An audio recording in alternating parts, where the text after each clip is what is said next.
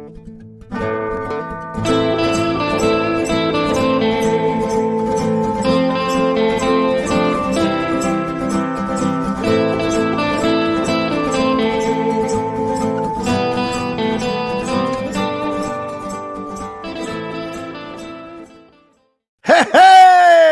welcome everybody to another live episode of the Outlaw Nation Show. It is our first ever New Year's Eve party here on the Outlaw Nation. I'm excited. Hey, last week was so great. We had our first ever Christmas party. Nothing happened. Everybody was on their best behavior. Nobody was caught in closets. Nothing inappropriate happened. So I'm very happy and proud of my nation. So I'm like, fuck it. If nothing happened there, let's have ourselves a New Year's Eve party tonight, celebrating the end of 2020. If there's any year that we wanted to kick in the ass out the doors, we're going to bring in a new year, it is definitely 2020. That being said, though, we are going to spend the show going back in time through 2020, talking about our favorite moments, our favorite movies, our favorite TV shows, our favorite Schmoedown matches, favorite Schmoedown moments. And we'll also have special guests stopping in to say hi and talk to you all and have some fun with us here. I'm going to be giving away some movies, digital codes for movies. I learned my lesson last week. Sending DVDs, sending Blu-rays, that's expensive. So if I send digital codes, free and clear, and you still get the movie to put on whatever device you want to use it on. So we're going to do all of that. But in the meantime, I'm also going to be having some fun wine here because I don't drink champagne. Champagne ain't for the outlaw. It's wine and sarsaparilla for the outlaw, ladies and gentlemen. That's what it is here on the show.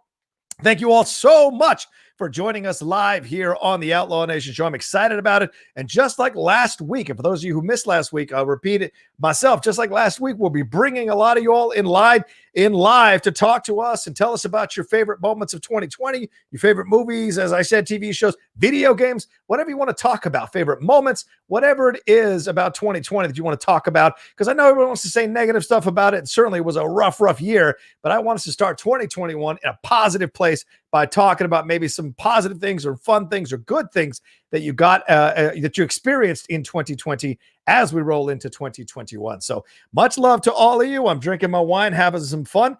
Shout out to Sean Barreto, who's going to be producing the show the whole night. He's not leaving me at the end there to go produce another show. He's actually going to be here the whole time.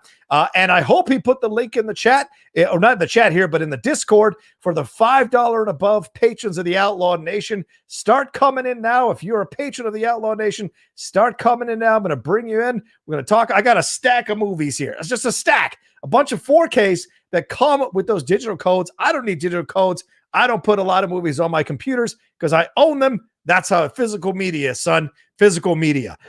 And I can tell you right now, a couple of the guests that are coming on to join us, PJ Campbell from the PJ Campbell Network, and of course, from the Schmoedown, the head question writer. I don't know what his official title is, but I call him the HQW. He is the head question writer of the Schmoedown. He'll be coming in to hang out and explain to people why I lost all those digital matches thanks to his question writer. We're going to take a look at that. We're also going to talk to the Barbarian. He's going to come in a little bit later, and I've put some feelers out for other people as well. We'll see if they can stop by for a few minutes and hang out. But if not, it'll just be all of us hanging out here in the nation. And we had such a great time last week. I'm hoping to have a repeat of that as well again this week. All right, so let's see here what we got here. All right, thanks everybody for joining us. Got about 52 of y'all joining us live as we start out. I got to pace myself. And yes, we'll be doing Q&A as well. So keep those Streamlabs and Super Chats coming. You know, you guys did such a great job last week, sending so many great questions, so many great Streamlabs and Super Chats, supporting the show, supporting the channel in such positive ways as we head into 2021. Can't thank you all enough. You know, when we started this journey in January, when we started putting up some live streams, started putting up some shows, me figuring out what to do, not knowing what we can get with the Patreon. I didn't know what was going to happen, to be honest with you, but step by step, through my will and determination and your support, we've really turned this channel into something cool. I've been proud of the content over the last few months as it's matured and really found its way and found its voice. I'm proud of all the people who've come on to be co-hosts on my shows, really honored by having people like Dorina Arellano, having people like Laura Kelly, having people like Alex Shawshak, having people like Michael Vogel and Shannon McClung on the Geek Buddies, getting great guests to come on the Outlaw Nation show all year to come hang out with us and have some fun with us as well. It's been a blast for sure. Oh, Aaron Turner as well over there on the Strong Style Show. Can't forget him and all the great people who have been involved, especially on the Outlaw Nation side of things in the Patreon, like Andrew G, Sean Barito, Cheryl, Soul, Andrew Hale, all great people involved there, and all the people that hang out and do our hangouts twice a week on the Outlaw Nation Show. All of it. It's been really incredible, and I can't thank you all enough. You know, we're almost at 15,000 subscribers. I know that's a pocket change for a lot of these people with hundreds of thousands of subscribers, but we're pushing, and we're creating, and we're doing it step by step. And you guys are a big reason why I still do this thing, and why I can still do this thing, and why I have the support I need to make it all happen. All right, let's get into some things here. As I said, I'm going to be drinking. I've got some wine here that's left over from Christmas. My girlfriend's sister's boyfriend brought over a nice Cabernet Sauvignon. It is Justin from Paso Robles, 2018. You know, the queue is always 2 years, a little bit of 2 years. You have to have a 2 year difference between when you're drinking the wine and when the wine was made. So it really has a nice flavor and smell to it. So I'm excited about that. So, and I got the engines revving, as you can tell right off the bat. I'm ready to go and having some fun here. All right. So 2020, as we said, a tough year. A lot of things happened. A lot of, obviously COVID. I got laid off in January. Mark Riley, a bunch of us got laid off. And then eventually, of course, so many of us kind of got laid off from different jobs and had to figure out what we're doing with our worlds. And then COVID hit. And then, all the financial hardships. Also, there was so much. Plus, we lost so many incredible people in 2020. So it has been a rough year. I'm not going to deny that. Not going to say anything to try to turn that idea around or that sentiment around. But we are here to have a good time and have some fun. So when you come in the chat, come in and talk about something positive. If you still want to touch on something that was a down time or a down moment and have us kind of talk you through it, I'm all for it. That's what the Outlaw Nation's all about. Love, hugs, support. That's what we're about here on the Outlaw Nation Show. And a little ball busting, of course. I mean, it's the Outlaw. What do you expect? But we're here about supporting everybody and making sure it happens. So send in your Streamlabs and Super Chats as we go along. I'll be answering them on the show and giving you guys some love and bringing in people as well to have some fun with us tonight. And I can't wait to do that. And if you've got you got a nice dress you can wear, a tuxedo you can wear to celebrate, or you want to bust out some champagne so we can have a pseudo New Year's Eve celebration with you all, then I'm absolutely down with that as well. So let's make it all happen here on the show. All right, let me log into the Streamlabs. So I want to make sure that we get the, whatever questions you guys might be asking, whatever comments you want to make, whatever support you want to send to the show. Want to make sure I give it some love here as we go along. Let's see. I know we have a super chat already jumping in from Andrew G. Let me pull it up real quick as I go into this thing. Here it is. Where is it, Andrew? Where are you, Andrew G? I know you were here somewhere. Hold on. This is from Alex Splinter. Alex Explain Later podcast. What was your favorite UFC fight this year? Much love. Wow, what a great question. What was my favorite UFC fight this year? Let's take a look at some of the best UFC fights of 2020. Let me see if I can remember what my favorite fight was this year. If Dennis Zen was on, I bet Dennis would answer the question as well. Let's see here. Best UFC fights of 2020. Let's see. Okay. There's already UFC.com's already put up. Let's see. Vicente, John Jones and Dominic Reyes was a hell of a fight. That's for damn sure. Frankie Edgar and Pedro Munoz was a hell of a fight. Let's see. Justin Gaethje and Tony Ferguson. I mean, I'd like to say, here we go. Dustin Poirier for Benareno. No, I'd have, there it is. Joanna Jurczyk and Zhang Weili. That was a hell of a fight. Zhang, she gave as good as she got, took it all, and then Zhang won this whole thing. It was incredible. She took all the punches that Joanna could deliver and just kept coming after. It was one of the most beautiful things, beautiful displays of fighting I've ever seen. And hey, it just happened to be two women. It's not great fighting for women. It was great fighting, period. And those two fighters just happened to be women. And it was an incredible match to watch, incredible fight to watch. She just kept coming and pounding Joanna until eventually she got that victory by decision. Pretty incredible stuff for me personally to see. So great stuff. All right, let's see who else we got in here. I know Andrew G, I thought you sent one in, but maybe it already passed by. Want to give you some love here. He sent a Streamlab. He said, I can easily say this has been the absolute worst year of my life, fighting serious depression post-breakup when COVID hit, not being able to see my friends or family. Thanks, Rocha and the Outlaw Nation, for the new pals and place to hang. Happy New Year. Cheers. Oh, thanks so much, man. I appreciate that. Andrew, you've been a welcome part of the Outlaw Nation. Really enjoyed you coming in and having fun conversations with us on the Discord, in our hangouts on camera, and the Discord hangout. We've had a lot of fun and a lot of laughs. And so it's been great to hear what you just said. It was great to hear what you just said, that we helped you get through some of the tough times. Look, it's always humbling when you get these messages. When I got into this business, the first time I got an email or a message like that, it really knocked me for a loop, that people would reach out and say, hey, listening to your content really kind of got me through a tough time. Because like we're putting up content on Top 10, on the Cinephiles, on the Outlaw Nation, on the Geek Buddies, and it's just to put out there and hope anyone listens to it. The fact that there's this added bonus, that there are people who listen to it and that it helps them through tough times, it's a humbling thing for us to experience and kind of go through. And can't thank you enough for letting us entertain you, letting us get you through the tough times. It's so important to be open to receive things that will help you kind of navigate these tougher times, because getting through the tough times is not just people helping you, it's also you taking the active decision to want to get through the tough times and seeking out those things that'll kind of keep you afloat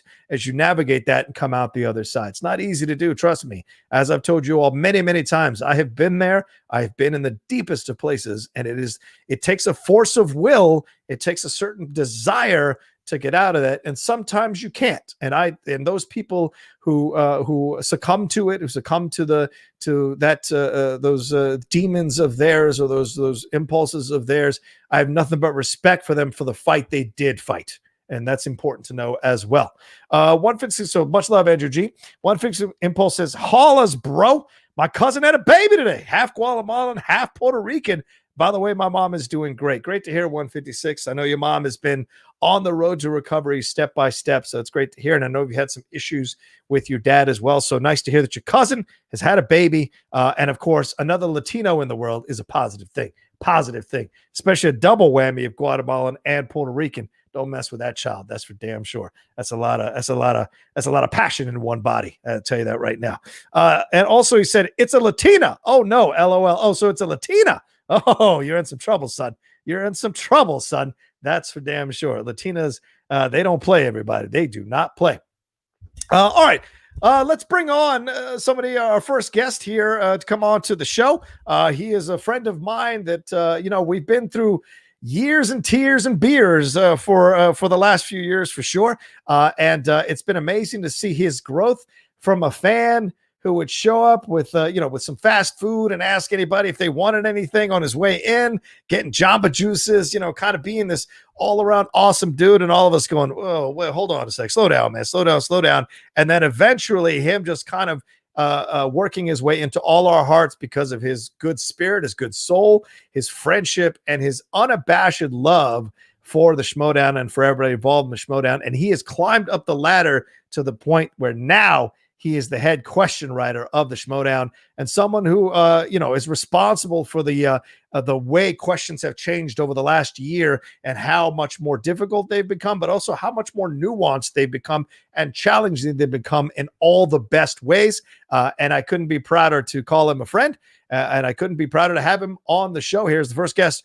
on the New Year's Eve party of the Outlaw Nation. Ladies and gentlemen, please welcome PJ Campbell to the show. You're going to fucking make me cry before we even get into any of this shit. God damn, man. Hell yeah, I was thinking about that the other day. Like, I was going back in my mind because 2020 has been a year, and like going back in what we've gone through.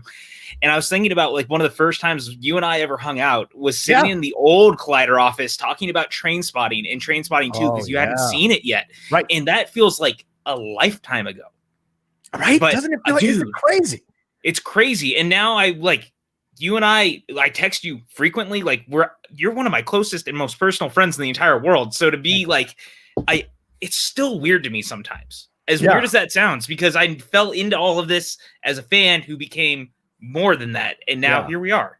it's incredible to see. And like, what has kept you coming back, PJ? I mean, like the matches, there's been so much drama. You've seen, I mean, you've worked in production behind the scenes. You've seen this thing. Like you're one of the OG people who was around when this thing really started to kind of take off and step by step, piece by piece, become the thing that it is now. And, you know, Christian dropping so many names over the last couple of days of people who are coming into this league. And of course, you know me, I had to text him and say, don't forget who built this league.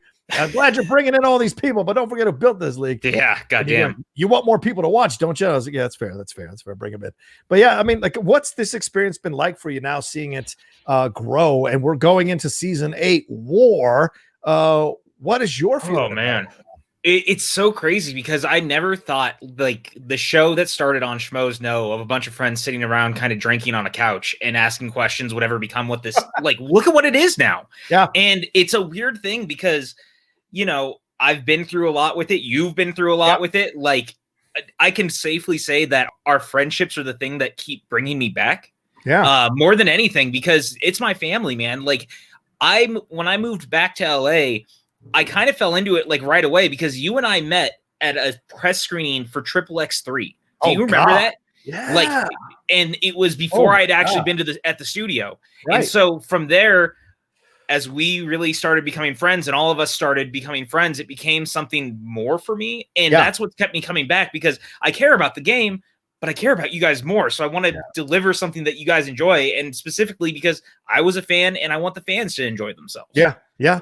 I mean, that's been your approach too, PJ. And I've seen you live and die in matches, watching players play and watching the up and comers, watching the veterans, watching the people trying to build a name as they're coming in for the first time. You know, you've seen so many variety of matches. I don't know if anybody's seen more matches than you've seen in the Schmoedown as you come into this thing. What's been the number one? What's been the number one change that you've seen over the last few years in the game? More than anything, it's the intensity. Because even when Collider picked it up and the game became more, I guess the first year when Collider first picked it up, I hadn't really been with you guys. It was right after that. I think it was the second year that I really came around and I started being involved. But the intensity wasn't the same. Like we had more of a leniency with things. The rules were not as defined and people didn't take it seriously. But now it's like a real sport, which has put me and the other writers in a position where, oh my God, we got to make sure that things are factually correct to the like nth degree because, you know, worldwide release dates are a fucking weird thing. Oh yeah. You know, things can be off by 2 months, which pushes a date on IMDb one direction versus the other from here. And it's little things, but the intensity is the most interesting part of it. And I mean, I know that from you personally because before I was writing, I helped with you, like make questions for you, send you documents, try to help you. And I've never seen people so passionate about movie trivia in the same way that I'm passionate about movie trivia. And it gives me life, but it also stresses me out. I'm going to have a tumor one day and I'm naming it Christian Harloff and it's going to be right here. Yeah, I mean, Chris has probably got 7 tumors from all the people who've hassled him. You know, running things ain't easy. I mean, uneasy lies the head that wears the crown, and certainly no way, man. Yeah, of course, taken so much of the brunt of people's anger throughout the show and everything like that. But you know, this year we had one of the toughest, most challenging years in the Schmoedown when you talk about 2020, and yet it led to some of the most incredible matches we've ever seen. I would argue, PJ, that the spectacular that we just had is maybe the greatest spectacular we've ever had in the Schmoedown. And it's a hell of a way to turn things around when through the middle of the year, there was questions whether we were even going to come back in any way, shape, or form. Even Christian initially resisted that IG virtual tournament that, remember, he was on the fence about on, and then off and then back on again once they figured out how they could possibly do this thing. And so how did this change the way you approached writing questions for the matches, or did it not change it at all? It didn't really change it at all, but the one thing I wanted to do, because I knew we were digital, because the storyline stuff wouldn't be as easy, obviously, because we're not going to be able to shoot. COVID has obviously been a detriment to a lot of productions, including our own. And so it really became a thing for me where can I push the players to the absolute brink so that I wanted to give you guys some of the best matches ever. Yeah. And I've seen a lot of people who think that season 8 or season 7 before season 8 is maybe their favorite season on a pure match level. which I hope is true, because if people are feeling that way, that means that the writers and I together pushed you guys to the absolute brink, like giving you matches that I never thought could be possible. And I'm really proud of the Spectacular. Yeah, me too, man. I mean, I was a last minute addition. We don't want to give away too much because obviously we haven't put the matchup, but that would be a lot of fun to when you guys finally watch that match. But so many people involved in it. I was so blown away by how many people were involved in the Spectacular, how many cutscenes there were. Yeah, this was a hell of a thing production wise overall. What was it like for you to watch it all happen, all come together, and see it finally get see the light of day? It was kind of unreal because, I mean, again, to your, what you and I have talked about a lot. Remember, I started as a fan, and like even taking over was a weird thing. Like when Chris stepped down and Christian was like, no one knows the game better than you, and I'd like you to be more involved. Do you want in? And I was like, I mean, I always want in. Right. But then to be like, we started getting towards Spectacular, and I was like, holy shit, I have to write the Spectacular. Yeah. Holy fuck. Like, and there's a lot of pressure on that because every year we kind of ramp it up. And I've always felt like the Spectacular's kind of upped itself, even storyline wise, but match wise. And then to be like, no, man, we can take it to the brink. And I don't want to give away, obviously, what happens in some of the matches. But dude, one of those matches is so next level, in my opinion. I mean, I think they're all amazing. But there's one match in particular that is so next level that I was just so insanely proud that we were able to push it that far. Yeah, I would agree with you 1,000%. I think I know which match you're talking about, and I 1,000% agree with you. Yeah, it was insane to watch it all happen, to watch it all go down. And I wish I could watch people watching it for the first time and see their reactions to it and flipping out and whatever. So much of that was involved here, and all those matches were great. PJ, what would you say is your favorite? Is there a favorite match of 2020 for you that kind of like sticks in your mind, or do you want to give a couple of matches that you think kind of really showcase how great the Schmoedown was this year? Look, I mean, I think it's no mistake that for me, I've talked about it a lot. Writing a Smith-Jericho match. Kevin Smith and Jericho coming into the show was so weird because for so long, both of them gave me so much entertainment. And so then it was like, now I'm hoping to give back something to them, as weird as that sounds. And so that match in particular, I spent so much time honing in and trying to make it the best match possible. Right. But like, I mean, look, your singles match was one of my favorites in the tournament, as weird as that might sound. Look, watching you play is always one of my favorite things. And I've never made that any sort of secret. You're one of my favorite people in the entire world. But like, dude, look at just the IG tournament. Yeah. And how many of those matches were so excellent, coming down to Mike and Chance? Are you kidding? And that was a scrap, man. That was a great match. Mm-hmm. The Star Wars tournament was amazing. Yeah. I'm so proud of what we ended up doing. And like the Star Wars final has aired, I think. Yes. Right. So. Yeah. That match shows why Damon is still the man, dude. Right. Like, come on. Yeah. I got to write for Alex Damon this year. Yeah, he's been incredible. He does his thing. He's just the quiet assassin, man. And he's motivated. He's motivated by the people who who challenge him. He's motivated by the people who question his knowledge, because people forget the reason he got into it was because he went to Dragon Con and got his ass kicked. And he was like mad. He was mad. I know, man. And he lost, and it motivated him. And Alex, for all the the nice demeanor he has, for all the sweet things he conveys, and of course he has a beautiful wife in Molly Damon, who's very nice as well. He has an inner drive. And when I had him as a guest on the Outlaw Nation show, we got a glimpse of it. And he's a guy who sees himself as an underdog always. And so he pushes to prove things to people every single time. And you got to admire that drive and that stamina and that motivation. And, it's always great to have him on, to speak with him, but it's great to watch him work and do his thing. So it must have been fun to write questions for him, because I'm sure it's challenging for you guys to come up with questions that you think these are in play and also challenge the players. Look, and I love Star Wars. I mean, it's one of my favorite franchises, but writing for it is honestly kind of my nightmare. Like, if I'm being totally transparent, only because it's even how much I thought I knew Star Wars. Yeah. I don't know dick compared to some of these guys, man. So trying to write for them has been not super easy. And so, you know, I've got a little bit of a secret gun being able to have Ken help out in the background if I need it, because Ken is one of the best when it comes to Star Wars. Oh, yeah. And having someone who's no longer competing, who can help you refine questions and make sure that they twist just the right way. Right. It's hard to be upset about that. And Ken is my secret weapon. At least as that is concerned. That's fair. And look, you started, or you not started, I guess, in 2020, but you certainly committed yourself more to this PJ Campbell network of yours. And you've brought on so many guests. You brought on so many people to be a part of it. What has been your maybe number one or number two memory of being a part of this PJ Campbell network and building this PJ Campbell network? It's the camaraderie. You were kind of talking about it earlier when you were talking to everyone in Outlaw Nation. It's very similar for us, like on a smaller scale, because to be tangentially a part of the Schmoedown network means that people kind of come from that area and they find you and they latch onto the different channels. Everyone has their little group. And so last week we were doing our last, it was kind of our version of this. It was our unwind for 2020, like celebrating the year.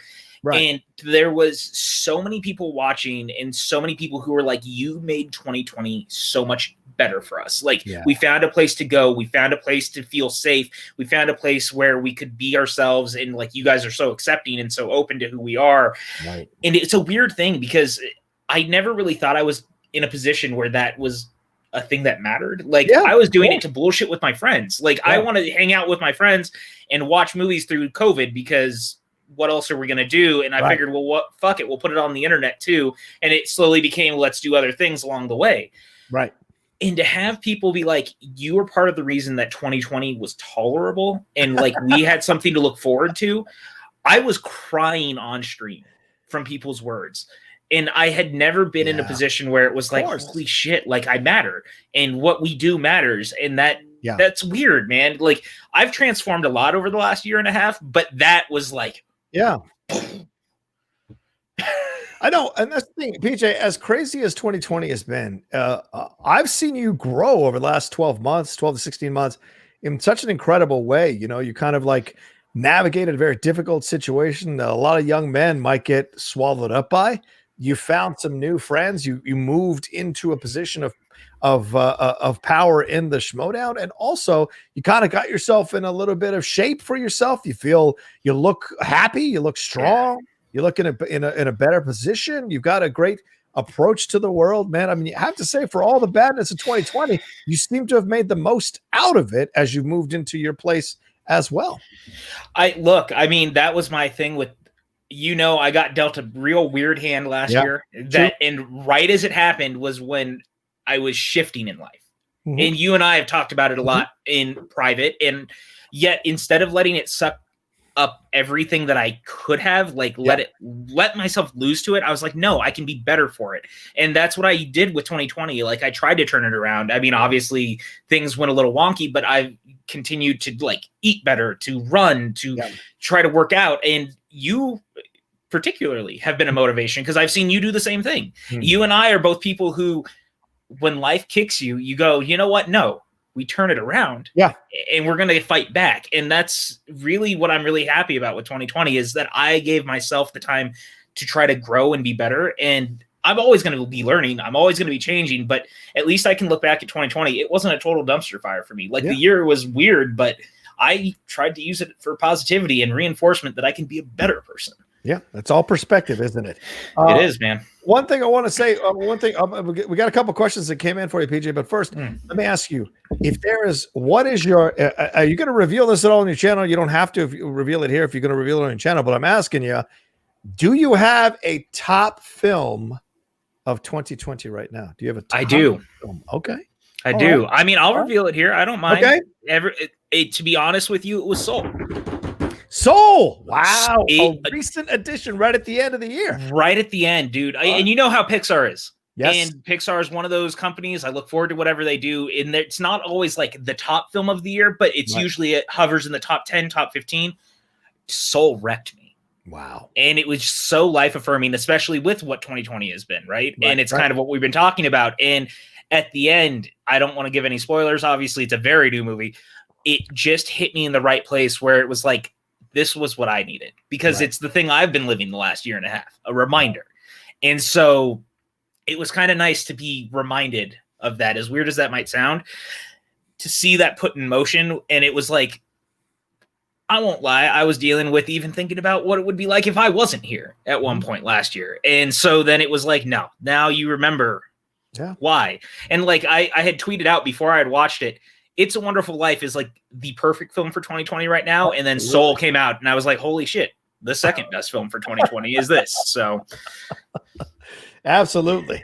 All right, let me get to these questions real quick and then we'll let you go, brother. Let's see here. Let's see. Canada Rock says, Happy New Year's, folks. Much love to PJ. I'm one of these people that think season 7 had the best matches yet. I had such a hard time picking the match of the year. Bravo to all. Yeah, 1,000%. I have to say. Yeah, we had some great matches of the year. I mean, pretty much any match Dan was in, other than our tag team match, was a match of the year for sure. When we lost to Final Exam, they pretty much match of the year. I would say anything Dan was involved in is a contender. He hit sudden death almost every single time. It feels like it's insane. It's crazy. Like that dude's knowledge is impeccable.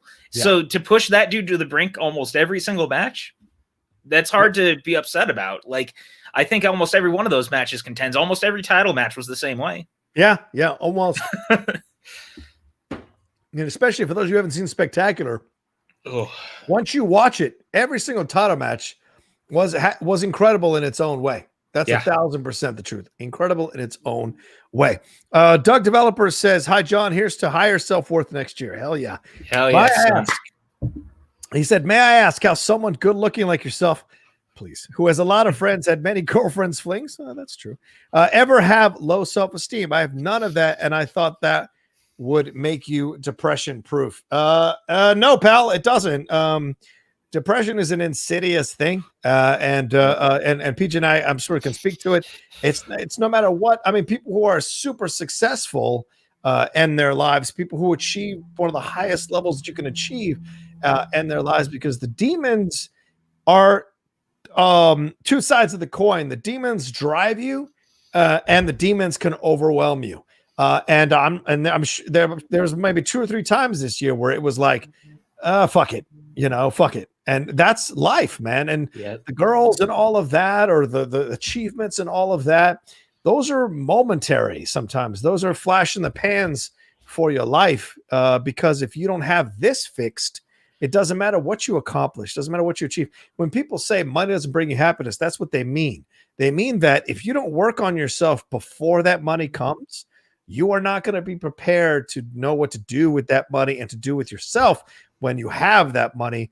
And so that's why a lot of these lottery winners give that money or like spend it all and end up like poor or broke, because they don't have self-worth. And that's the things you have to work on. I still work on it. I'm still building it, and it takes time. And, as much as I've achieved, it's like a video game. The next level is a new demon in your life. That's kind of how a lot of us are built, who are empaths or sensitive or creative types.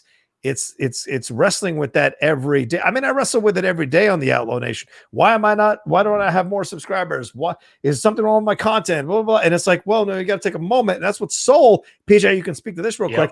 That's what Soul that story near the end of the movie, not going to spoil it, but there's a story near the end of the movie that's like, oh shit. I actually paused the movie for like 10 minutes and thought about that story.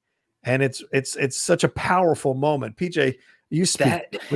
Dude, that moment, and that's exactly what we're talking about, right? Yep. That was the moment in the movie where it just floored me, because, again, you need to be able to fix what's here first. Yep. Like, nothing else matters. I could be the poorest, most broke person in the world, but as long as I have this okay, and I've got my friends, like, that's what self-worth is. Yep. And it's a struggle. It's an everyday struggle. I can tell you guys from personal experience that I've still woken up some days where those demons are just outside the door. Yep. And you don't want to get out of bed, and you don't feel like you can do anything, but you push through. It's hard. It's not easy. Those are the days where, at least for me, it's always helped to reach out to someone and go, hey, I need this. Can you like reinforce me? Right. You need to build around you some sort of rock. And it's the people in your life that matter. And I can personally say that having those people in your life is the thing that has saved me on more times than I can count. Yeah. And if you don't have that, there are places that can help you. And I promise you, it's worth it. Use everything in your power to get through it. You are worth it to someone out there. Yeah. I'm such a champion of therapy. Therapy has helped me in numerous stages of my life come back from literally almost the dead. And it's been essential. Not everyone responds to therapy. And sometimes it's because you don't get the right therapist or a good therapist. And sometimes it's because it just doesn't work for you. So you got to find what does work for you, because your life matters. Your life has value. Yes. So many people have climbed out of pits and holes to achieve so much. So many people have climbed out of living in the worst conditions to achieve things in life, because they're driven and they figure it out what it is they want to accomplish, and they find a way through it. And you see me through a certain prism, and you goes, oh, this and this and this. But the thing is, you see that, but that to me, it's all relative, right? Yep. I may see your accomplishments and be like, look, you got this, this, and this. What are you complaining about? So seeing yourself through another prism is not healthy, because every person's got their own different expectations of their life, their own different expectations of their world. And that's how they judge their journey. And so that's what you got to understand. I see someone who's super successful, who's rich and has achievements and awards and whatever. And you go, why did that person kill themselves? Look at the guy from Soundgarden. Why did that guy kill himself? 100%. Or Linkin Park too. Or Linkin Park, right? You go like, how can that be? What is it there? And it's like those demons that go through, and it's all perspective. It's all relative to each person, what those demons are, and certainly 2020 brought them out for a lot of people for sure. And to your point of the prism, like you guys see Rocha and I both sitting here right now. You don't think about what's happening just off the side of this camera. Once the cameras are off, you don't know what we're dealing with. Right. Like, I mean, it's weird to say it, but you almost put on a character every time that you come on to do something. You're putting a face on, because that's what you're here for. We're all struggling with stuff, and it's okay to struggle. Always remember, it's also okay to struggle. I think people say that it's not okay to struggle, and it is, but it's also healthy to make sure if you're struggling, ask for the help that you need. And there's nothing wrong with that. Absolutely. I mean, when I'm struggling in Schmoedown, I ask PJ to help me all the time, for God's sakes. Goddamn right. All right, PJ, thanks so much for taking the time. I know you got to jump on and do your Patreon Q&A. Shout out to you and the PJ Campbell Network. Tell people where they can find you and the stuff you got going on, brother. Yeah, man. You guys can find me, as he said, over at the PJ Campbell Network. We have all sorts of stuff going on. We do watch-alongs tonight. We're doing our fun Patreon Q&A. It's become a staple of the channel because, as you can see, I'm already drinking. It's usually a drunk Q&A, so things go really well while we're there. But you can find me at the Schmoedown. I write questions. Remember, be nice to the writers. We're only human. We're trying our best, and I promise you guys I'm trying to deliver the best seasons possible for you. And also, of course, find me on Twitter and Instagram, PJ_Campbell. And anytime I'm welcome back here, I would love to hang out with you, my friend. You're the best. I fucking love you so much. I fucking love you. And absolutely, PJ, we got an Outlaw Nation show in 2021 with you and me for a couple of hours. So doing our thing. Absolutely. One last thing. Haskell 420 says, hey, John and PJ, best things of 2020, SEN Live, New York City, Ellis Comedy Show and the after party at the Smith, the New York City Schmoedown, Avengers Endgame, Cap gets the hammer. Oh my God, Portals bigger. Oh my God, everything MTS. You, Riley, Roxy, doing your own thing. Happy New Year's. There you go. All right. I love it. Thank you, Haskell. I love all of you guys so much. Outlaw Nation, you all fucking rock. Take your positivity and make the world better in 2021. That's what I've got for you. Much love, man. Thank you, PJ. See you, brother. Bye, guys. All right, that was PJ Campbell hanging out with us. He was very kind to come in. I sent him a text. He said, hell yeah, I'll come in. And he's got his own show going on here in a little bit. So, definitely follow him and give him some love on the stuff he's creating over there on the PJ Campbell Network. Can't thank him enough. All right, let's bring in some of my patrons. I only have two. I'm surprised. What's going on tonight? Are people out doing things? Do people not know that the Outlaw Nation is happening on the Outlaw Nation Patreon? What the fuck? Get in here, you sons of bitches. $5 and above, you get to come in and hang out. And you might even have a shot to win a title. Not a title, I guess. Win a movie. You don't win a title. I win titles. You win movies. All right, let's bring them in. Straight from Canada, the Outlaw Nation North chapter up there. That is Royko. What's up, dude? How you doing? How's it going, John? What's up, brother, man? How are you? Oh, not bad at all. Happy New Year. I can't wait to bury 2020. It's going to go down. It is going to go down. I got some wine here. Royko, talk to me about 2020, man. Do you have any positive things? Like, do you have any Favorite movies, favorite things? Talk to me. I do have some positive. So the first one, okay, Rocha, I want to thank you because you were talking about being down and things that get you up. Yeah. I've said it before and I'll say it again.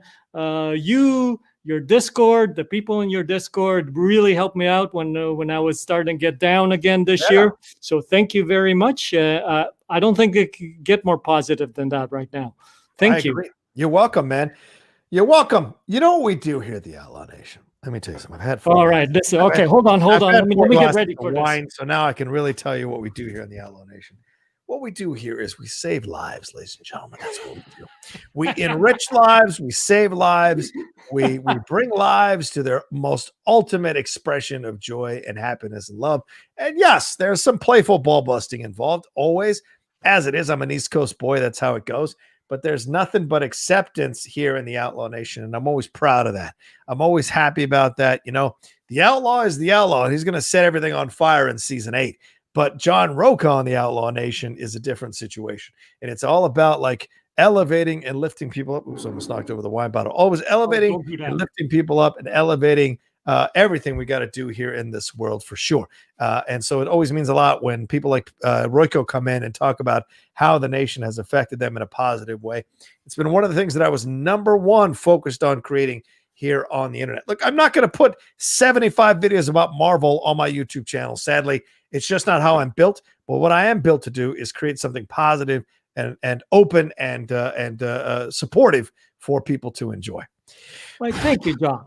And I've got a bunch of positive things. So one, way back, I know this is way back early, so I don't know if this counts. It's January. Break it down. My first, and unfortunately last for now, hopefully not, I went to my first live show. Oh, yeah. Yeah, in New York.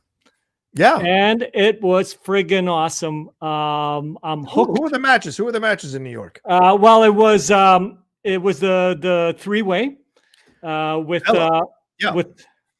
Dan versus the Kid versus Bibbs. Oh, that's right. That was an awesome three-way. My God. I had a tough time not choosing that one to be my match of the year. Yeah. And let me tell you, that was such tough. And then it was RMB versus Guy. Oh, yeah. Which was a surprisingly competitive match. Opening match. If I remember correctly. Yeah. And the crowd was wild. I had a great time in New York. Yep. I met a whole bunch of people. It was the only negative was you weren't there, John. What the heck? Yeah, I had to earn my spot to get in there. Very frustrating. Very frustrating, man. Yeah. Well, you know, what can you do? What can you do? Well, speaking of that, I didn't know that you and PJ were such good friends. Oh, yeah. You know, if it wasn't for the fact you had such a horrible year, I'd be suspicious. What the fuck? I think I played well. I just couldn't get the job done on those. Listen, I lost every match except for the Collins match by one question. I swear to God, you played as well as any year. It just didn't go your way. Like, to be all truthful, it's not like you played bad. No, damn it. No, if I get that 5-pointer against Ethan, that's even. If I even remotely get that 5-pointer, it's game over. Yeah. In the match with Corruption, if they get an actually hard horror question, we win. You know, so there was all kinds of possibilities there. Let me tell you, the only match, and you know, not to be too presumptuous, that I think you didn't do so well in was your last team's match. Did I not do well in? Because I did well. I got a perfect round, and then I said the right answer for every Eddie Murphy question. I said that Eddie Murphy directed Harlem Nights. Dan countered me. I stand corrected. Dan didn't do well. I think it's Famke Janssen, but it might be Regina King. And then he let me guess. I should have gone Famke Janssen. And at the end, he said Steve Zahn, but I said Jeff Garland is also in that movie, and I should have trusted my instincts. If I had trusted my instincts, we would have had 5 extra points out of that second round. We'd have been in a way better position going into the last round. And need I say that I answered the 2 and the 5 because Dan didn't know the 5 at all. I answered the 5. So I'm not saying I hit a sore spot there, John. I'm just saying I played well. God damn it! And let me tell you, you're definitely in my pool next year. If we're doing a fantasy draft, and I'm definitely putting you on there. All right, we'll see. I mean, I can't talk about what happens yet because the match hasn't dropped, but I'm ready to go. I've seen it. I'm ready to go. That's called war for a reason. It's the war for the soul of the outlaw. That's what it is. It was a war in my own mind. So, Soul Rocha coming in with the facts. That's right. Okay. I don't want to get emotional. Hey, I thought Soul was supposed to be on my side. What the heck? I live in a residential neighborhood. I don't want to get too loud. People come knocking on the door. Sorry about that, Maria. Sorry about that. She said, let's keep it clean and above. I am keeping it clean and above the belt. I think she's talking about me, maybe. Oh, okay. I feel like I'm telling the truth about Dan Murrow, who I love to pieces. Oh, that. Maybe that's what she's saying. But hey, I'm keeping it above the belt. Belt. There's nothing below the belt here. That's right. And that's right. John, and speaking of the Schmoedown, I've been trying to figure out what the heck it was about this year that made the matches so great. Was it the digital? Was it the new blood? Was it the questions? Like, what the hell was it? All of it? Like, I have almost every match was competitive. I think 1,000% it was the new blood. And I think people now understand what the fuck this league is all about, which is you better come in studying. You better come in with the knowledge, because this league does not suffer fools anymore, or people coming in going, hey, I'm a character. It does not suffer these fools anymore. If you want to achieve true greatness in the Schmoedown, you better study and you better be ready and you better watch a bunch of matches to understand the ups and the downs and the swings that will happen in a match. You just never know. Dan Murrow was down 6 points to Ben Bateman. Not Zipper. Adam Witt and Mancuso were up. Was it Mancuso? Adam Witt, Zipper. Adam Witt, Zipper were up 7 points. Yeah, I know. On the witching power and still blew it in the third round. So those are those things that you have to understand, man. The game giveth and the game taketh away. And I think people finally get it that, like, you have to burn effigy and offering to the Schmoedown gods. Don't mess around, because the Schmoedown gods, if you don't respect them, they will smite you. They will smite you. And that we've seen that already in this year many, many times. And I just think people came prepared. I think Collins came prepared. I think Ace did a lot of studying and understood. Winston got him in the right frame of mind. We saw a lot. Laura Kelly as well. Shannon getting it done with Laura Kelly over there. And then, of course, Roxy with the odd couple getting him through the tournament and what they could do so they could fight for the title. So it's just a lot of people like really showing up and doing things. Snyder himself on the singles and the teams tournament. You could argue. I mean, I argue that Jeff Snyder might be player of the year as much as I voted for him. I'm going to come clean now. Don't tell him. Hopefully he doesn't watch this, but I did vote for him for player of the year. Right. Absolutely right. Because Collins is definitely singles player, definitely rookie of the year. There's no question about that. He's rookie of the year for sure. Yeah, you don't think singles? No, and I'll tell you why. Oh, wow. Oh, this I got to hear. Because he only did it right in the tail end of the year. Dan has been beating the top of the league through the entire year.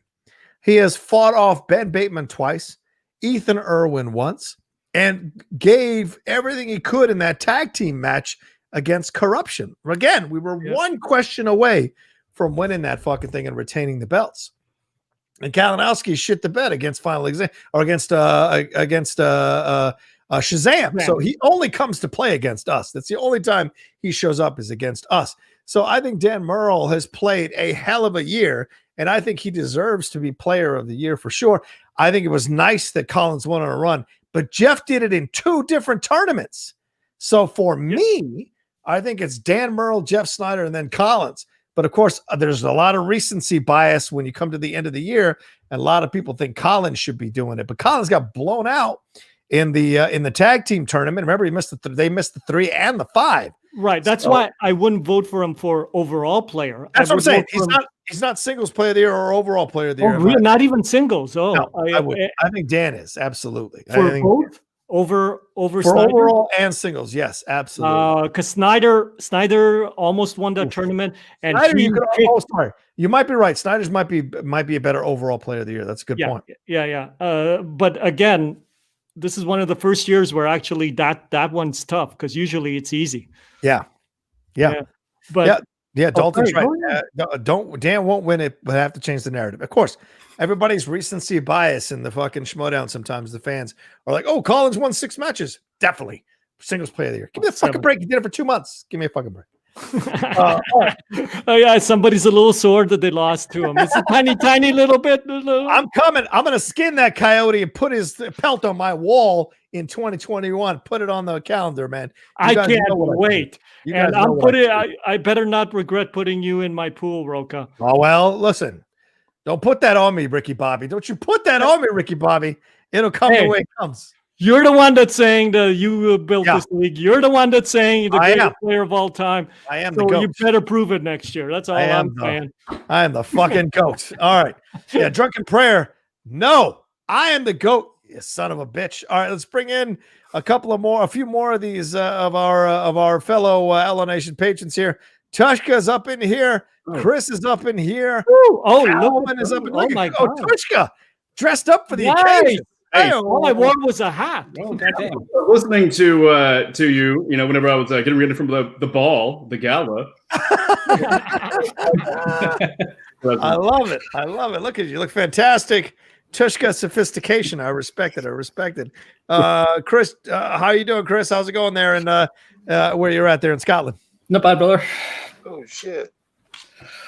Still getting kicked out for saying "damn" is the GOAT. Calvin, how are you? I didn't know I was on. What's going on, Calvin? I know much. What you doing? I'm Raj, doing good, what's up, man? What's up? Oh, not bad. How you doing? I'm alive, man. Talk to me. Let's go around the table. Tushka, talk to me about your 2020. Do you have a positive moment, a positive movie, positive TV show? Like, do you have something you want to say positive about 2020 as we say goodbye to the year, my man? It's ending. Is that positive enough? Is that no? Yeah. No, you know what? Like, I mean, I didn't really get to go see a whole lot of the movies. But one that really struck me and stayed with me and actually like completely changed my viewpoint on what rom-coms can be was Palm Springs. Oh, I absolutely love that movie. Damn good movie, man. Yeah. I gotta watch that. I've heard a lot about it. I gotta watch that. Calvin, get on the Hulu, man. I don't have Hulu. I gotta watch that though. All right, so somebody's logging like other people do. Black Friday had $1.99 for 12 months. No. They had a deal. They had a deal on Hulu. Yeah, I should have canceled Disney Plus and gotten that, like the Hulu, ESPN, Disney Plus package. Yeah, you'd have missed out on the Mandalorian. You can't cancel that. Yeah. What's wrong with you? Chris, tell me, do you have a positive moment of 2020? Was it Steven Gerrard and Rangers? No, I'm just kidding. What is your positive moment of 2020, my man? I just have to go with Canada Rocks. Opinion, just meeting tons of people on Discord, not just your server, but a bunch of other servers, getting out of comfort zones and meeting people from all over the world that would have never happened if COVID hadn't happened, as sad as that sounds. There's met so many new people this year. Yeah. That have just been awesome people. COVID has done an incredible job in that way. An indirect result of COVID has been how many people have been available on Zoom, on these chats, on whatever. Like, they have time to be home. They have time to communicate and connect with people. So yeah, it's been a shit year, but the indirect result of that has been people getting actually to know each other, getting closer together, finding community. That's a really important thing in the world, I would say. Yeah, Calvin, I would say that was a highlight. What would you say, Calvin? Actually, I have to second what he said. Okay. I mean, Jeremy Miller. Give a shout out, Jeremy Miller. I know he's in the chat. He is. He's the one that brought me into Discord. Nice. And then I got Drunken Prayer. If you know who I'm talking about. Yeah. Once he's going to help me at the start of the new year get on your Patreon. That right. Oh, so, good. Just being a part of this community and everything like that, it's just fucking awesome. You know what I mean? Everybody's cool. Yeah. I have yet to have a bad experience, which I'm not saying that won't happen, but I have yet to have a bad experience. I love Raj. Fisk over there with his sophisticated. You know what I mean? I love everybody. It's just a great thing. To know that people actually give a shit. You know, you've been a fantastic part. People not caring. Yeah, people actually care, and that's I see it, and it's actually happening, and it's real, and I get it. We give a shit about the world, man. It matters. It matters when you give a shit about the world. It matters when we give a shit about people. It matters for the love of God. That's what we build here on the Outlaw Nation, for God's sakes. For God's sakes. Tushka, all right, I'm going to give you a chance to win a digital code of a movie. I sent you a message earlier. I only collect VHS tapes. What the fuck? Do you have any of those laying around, those old relics of the past? All my VHS tapes are old music videos from the 80s and 90s. You don't want any of that. I love the 80s and 90s. And some WWE Raw programs from the 80s and 90s, from the 90s and 2000s. Yeah. You don't know that. I mean, I think we'll get Chamber of Horrors '98 sitting over there if you need it. Oh, there you go. There's some Survivor series over there on the shelf. What about you, Chris? Do you want a digital code for anything? Do you like movies? What kind of movies you like, Chris? Absolute crap. As we discussed, no, not that bad. I've got like Wonder Woman, Blues Brothers, The Gentleman, The Doors, The Watchmen, 1917. I got so many digital codes, man. I'm giving them away. I got so much. Look at this shit, you sons of bitches. I got so much digital look at that. So you tell me what kind of movie you want. I'll give you some options. The Doors when Val Kilmer was just pretending to be fat. Come on, you. Stop it, you. Stop it, you. There's a 1970s sci-fi only shot on 8mm. Funny you should say that. There it is, 2001. Let's give it to you. 2001. Yes, sir. Digital. All right. Sean, write it down. Tushka Productions, 2001: A Space Odyssey Digital. Sean, write it down. He doesn't even have to answer a question. What the heck, man? Write that shit down, Sean. No. What's up with that? No. Write it down right now. You're my producer. Write it down.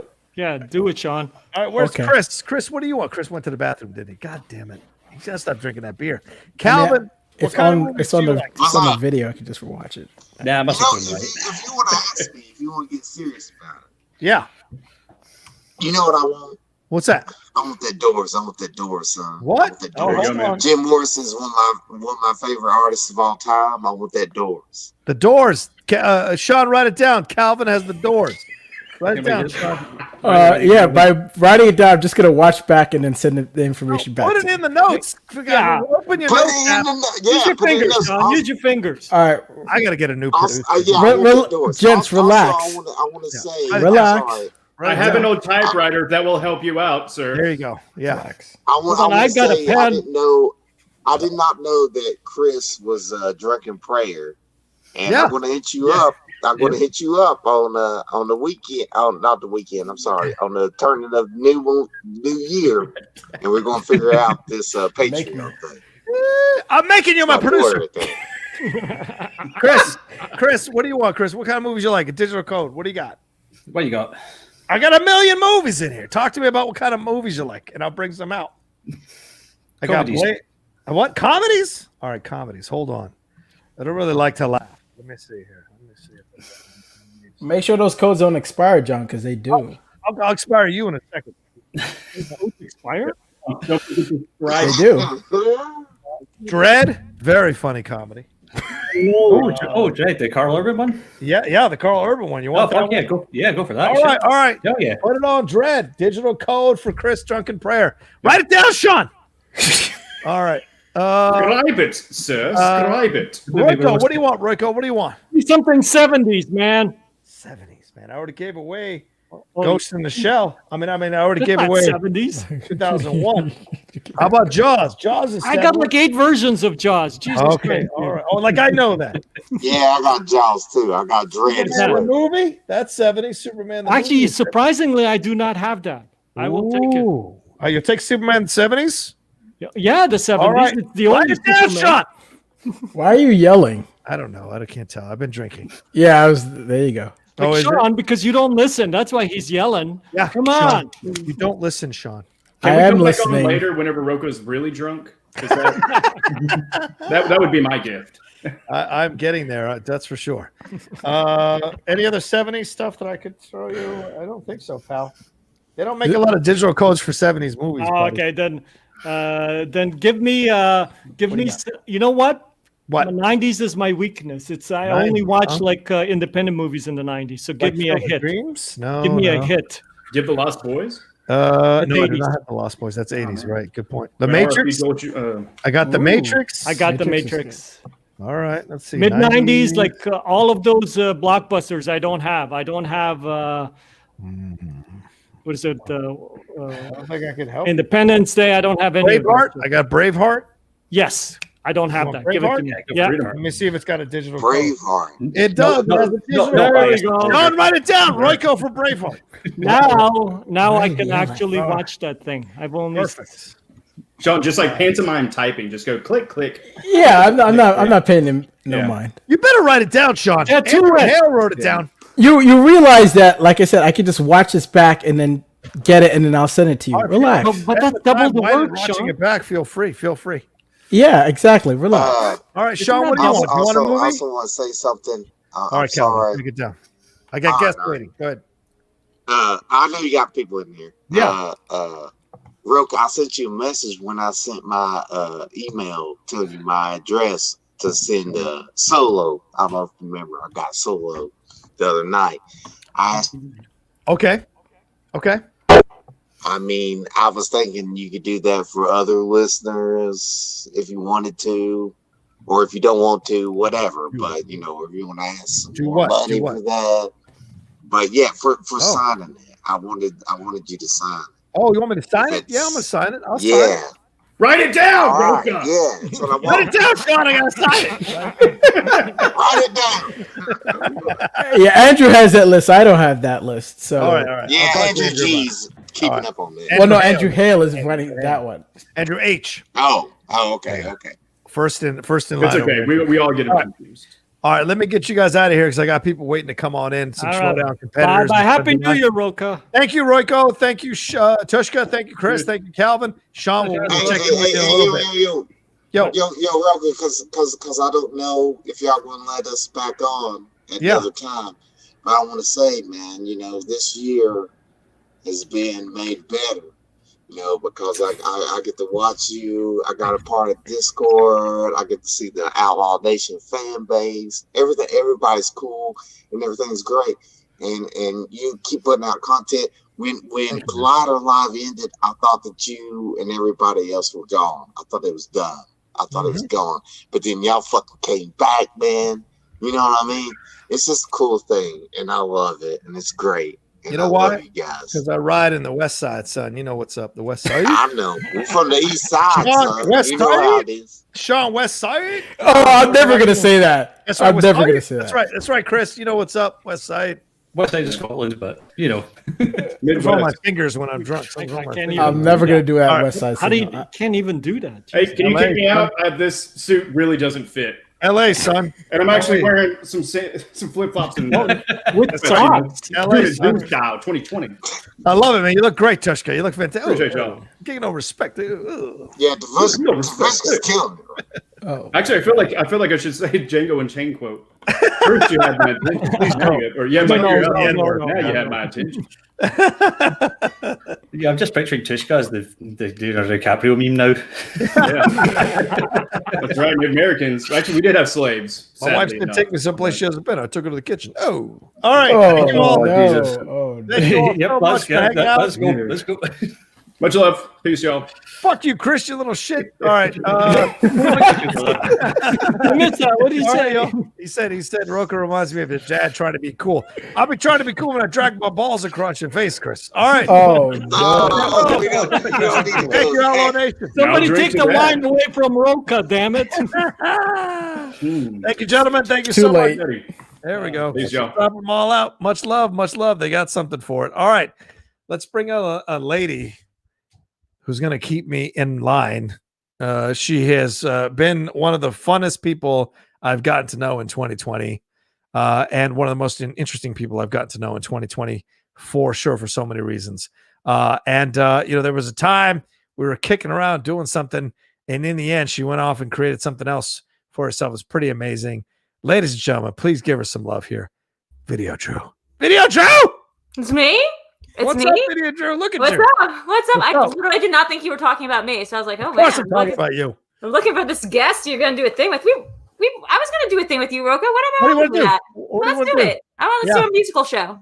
But you're doing your show now. You're doing a bunch of shows now. I'm doing a bunch of shows, but I always have time for you, Rocha. Look, I like have this whole set up. I'm in Nerd Chronic's parents' home right now, and I got this whole set up, for the holidays. So, what are you doing in Nerd Chronic's parents' home? What are you doing there? Celebrating the holidays, watching 90 Day Fiance, like one does. What? Yeah. Have they been tested? Like, are you sure you're in the right place? Like, are you sure you're not going to get this thing? Like, are you sure? We are in the San Joaquin Valley. However, we have not left the house, so we're good. Smart. Yeah. Real quick to the people who are watching, I haven't gotten to your super chats or Streamlabs yet, but keep sending them in. I trust me. I will get to them right now. We're below $100. What the fuck? We've been on for an hour below 100. Come on, people. Send what are you guys doing? What are you guys doing? Let's get above 500 for the love of God. I got to start 2021 in a positive way. Send in your money for the love of God.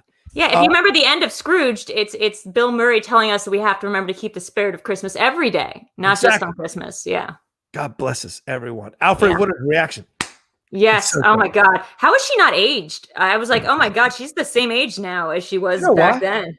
It's crazy. Crack. It is crazy though. Crazy. That's crazy. Insane. Right? Sean, it's like that's her wish. That's her magical Wonder Woman wish. Sean is 75 years old. Sean is 75 years old. Look at him. I could be, but I won't probably look the same. Hi, Video Drew. Hi, what's up, Sean? Yeah, I'm good. How are you? I thought that write it down stuff was funny. You don't have to give me any of that talk back that you're giving Rocha over here. Yeah. Rocha's always giving me shit. See, this is how it works with him and I. But Real Men Love Musicals. So I remember telling you guys. Musicals. That's the name of the show. You know how he is around white women. You know how he is around white women. All right, listen. Video Drew, talk to me. How was your 2020? Do you have a favorite memory of 2020? Thank you for stopping in. We'll talk to you. Look, man, I don't want to be that person where I'm like, well, actually, like 2020 actually worked out really well for me. Like I'm doing like #blessed in quarantine, but like it did kind of work out pretty well. Like if you remember, like I think this year started out with you and me fighting. Me yelling at you on SEN. That's a little different than fighting. That's a little different than fighting. Anybody remember that episode? It was that was 30 years ago. No one remembers. But that seemed like such a big deal at the time. But I was living in New York at the beginning of this year, and I was flying out to Schmoedown. I wasn't sure if I was going to be able to like make all of the episode. I didn't really have a thing. I came out here for Spectacular in March and was staying with Nerd Chronic, just somebody who I'd met through the show, like somebody I'd stayed with once before for a couple of days. And that turned into just me living out here in Los Angeles, and turned into me moving all my stuff out here. It ended up with me starting my own channel and like really just really dedicating my time to not just Schmoedown, but like the people like in the periphery and in this community, and really sort of delving into that, because that's really where my interest is like the people. So I've been able to really like just really get my whole thing set up out here, and I feel so much better. I now work at Rotten Tomatoes, writing some scripts on some shows of theirs. Yeah, thanks. Yeah, so I just 2020 worked out for me. I feel bad saying that, but it did. No, why would you be bad? I mean, like you got to make adjustments as things happen to you in your world and to your life. And you've made the adjustments to all the things that happened, and you've turned it into a positive. I mean, writing stuff for Rotten Tomatoes, that's great. Yeah. It's 1,000% great, Yeah, it's awesome. And it's also because of the community and support I have here. I always said it like this was like, I'm not sure how many people saw Midsummer or how many more of those people thought Midsummer was a comedy, a romantic comedy, but like I did sort of. And I really thought that like the romantic comedy part of that movie was sort of that scene in which the guy in the murder cult, spoiler alert for Midsummer's, was like, talking to this girl about Florence Pugh about her boyfriend, and he goes, does he ever make you feel held? Does he feel like home to you? Because that's what this guy was offering with his Swedish death cult. And I just feel like that's what the Schmoedown is to me. It's like a Swedish death cult. It's like, it's my home. It's what feels like home to me and what makes me feel held. So I think I would agree with that. Mm-hmm. Swedish death cult. That feels like it's correct. That feels like it's correct. Yeah. Do you have a favorite movie of 2020? If we put aside Midsommar, do you have a favorite movie? I do. Please tell me. Because I was thinking, Midsommar, but that was 2019. It's 2019.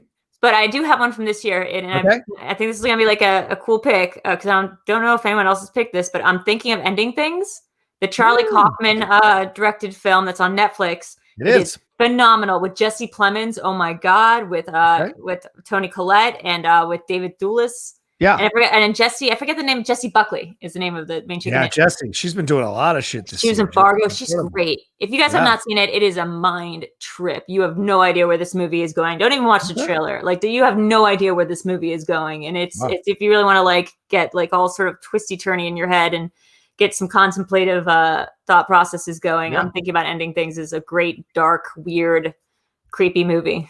Okay, I'll put that on my list. I know because I've been a fan of Kaufman since Eternal Sunshine of the Spotless Mind. So it's great. I love him. He's such a great writer. And what was the other one? Being John Malkovich. John Malkovich, yeah.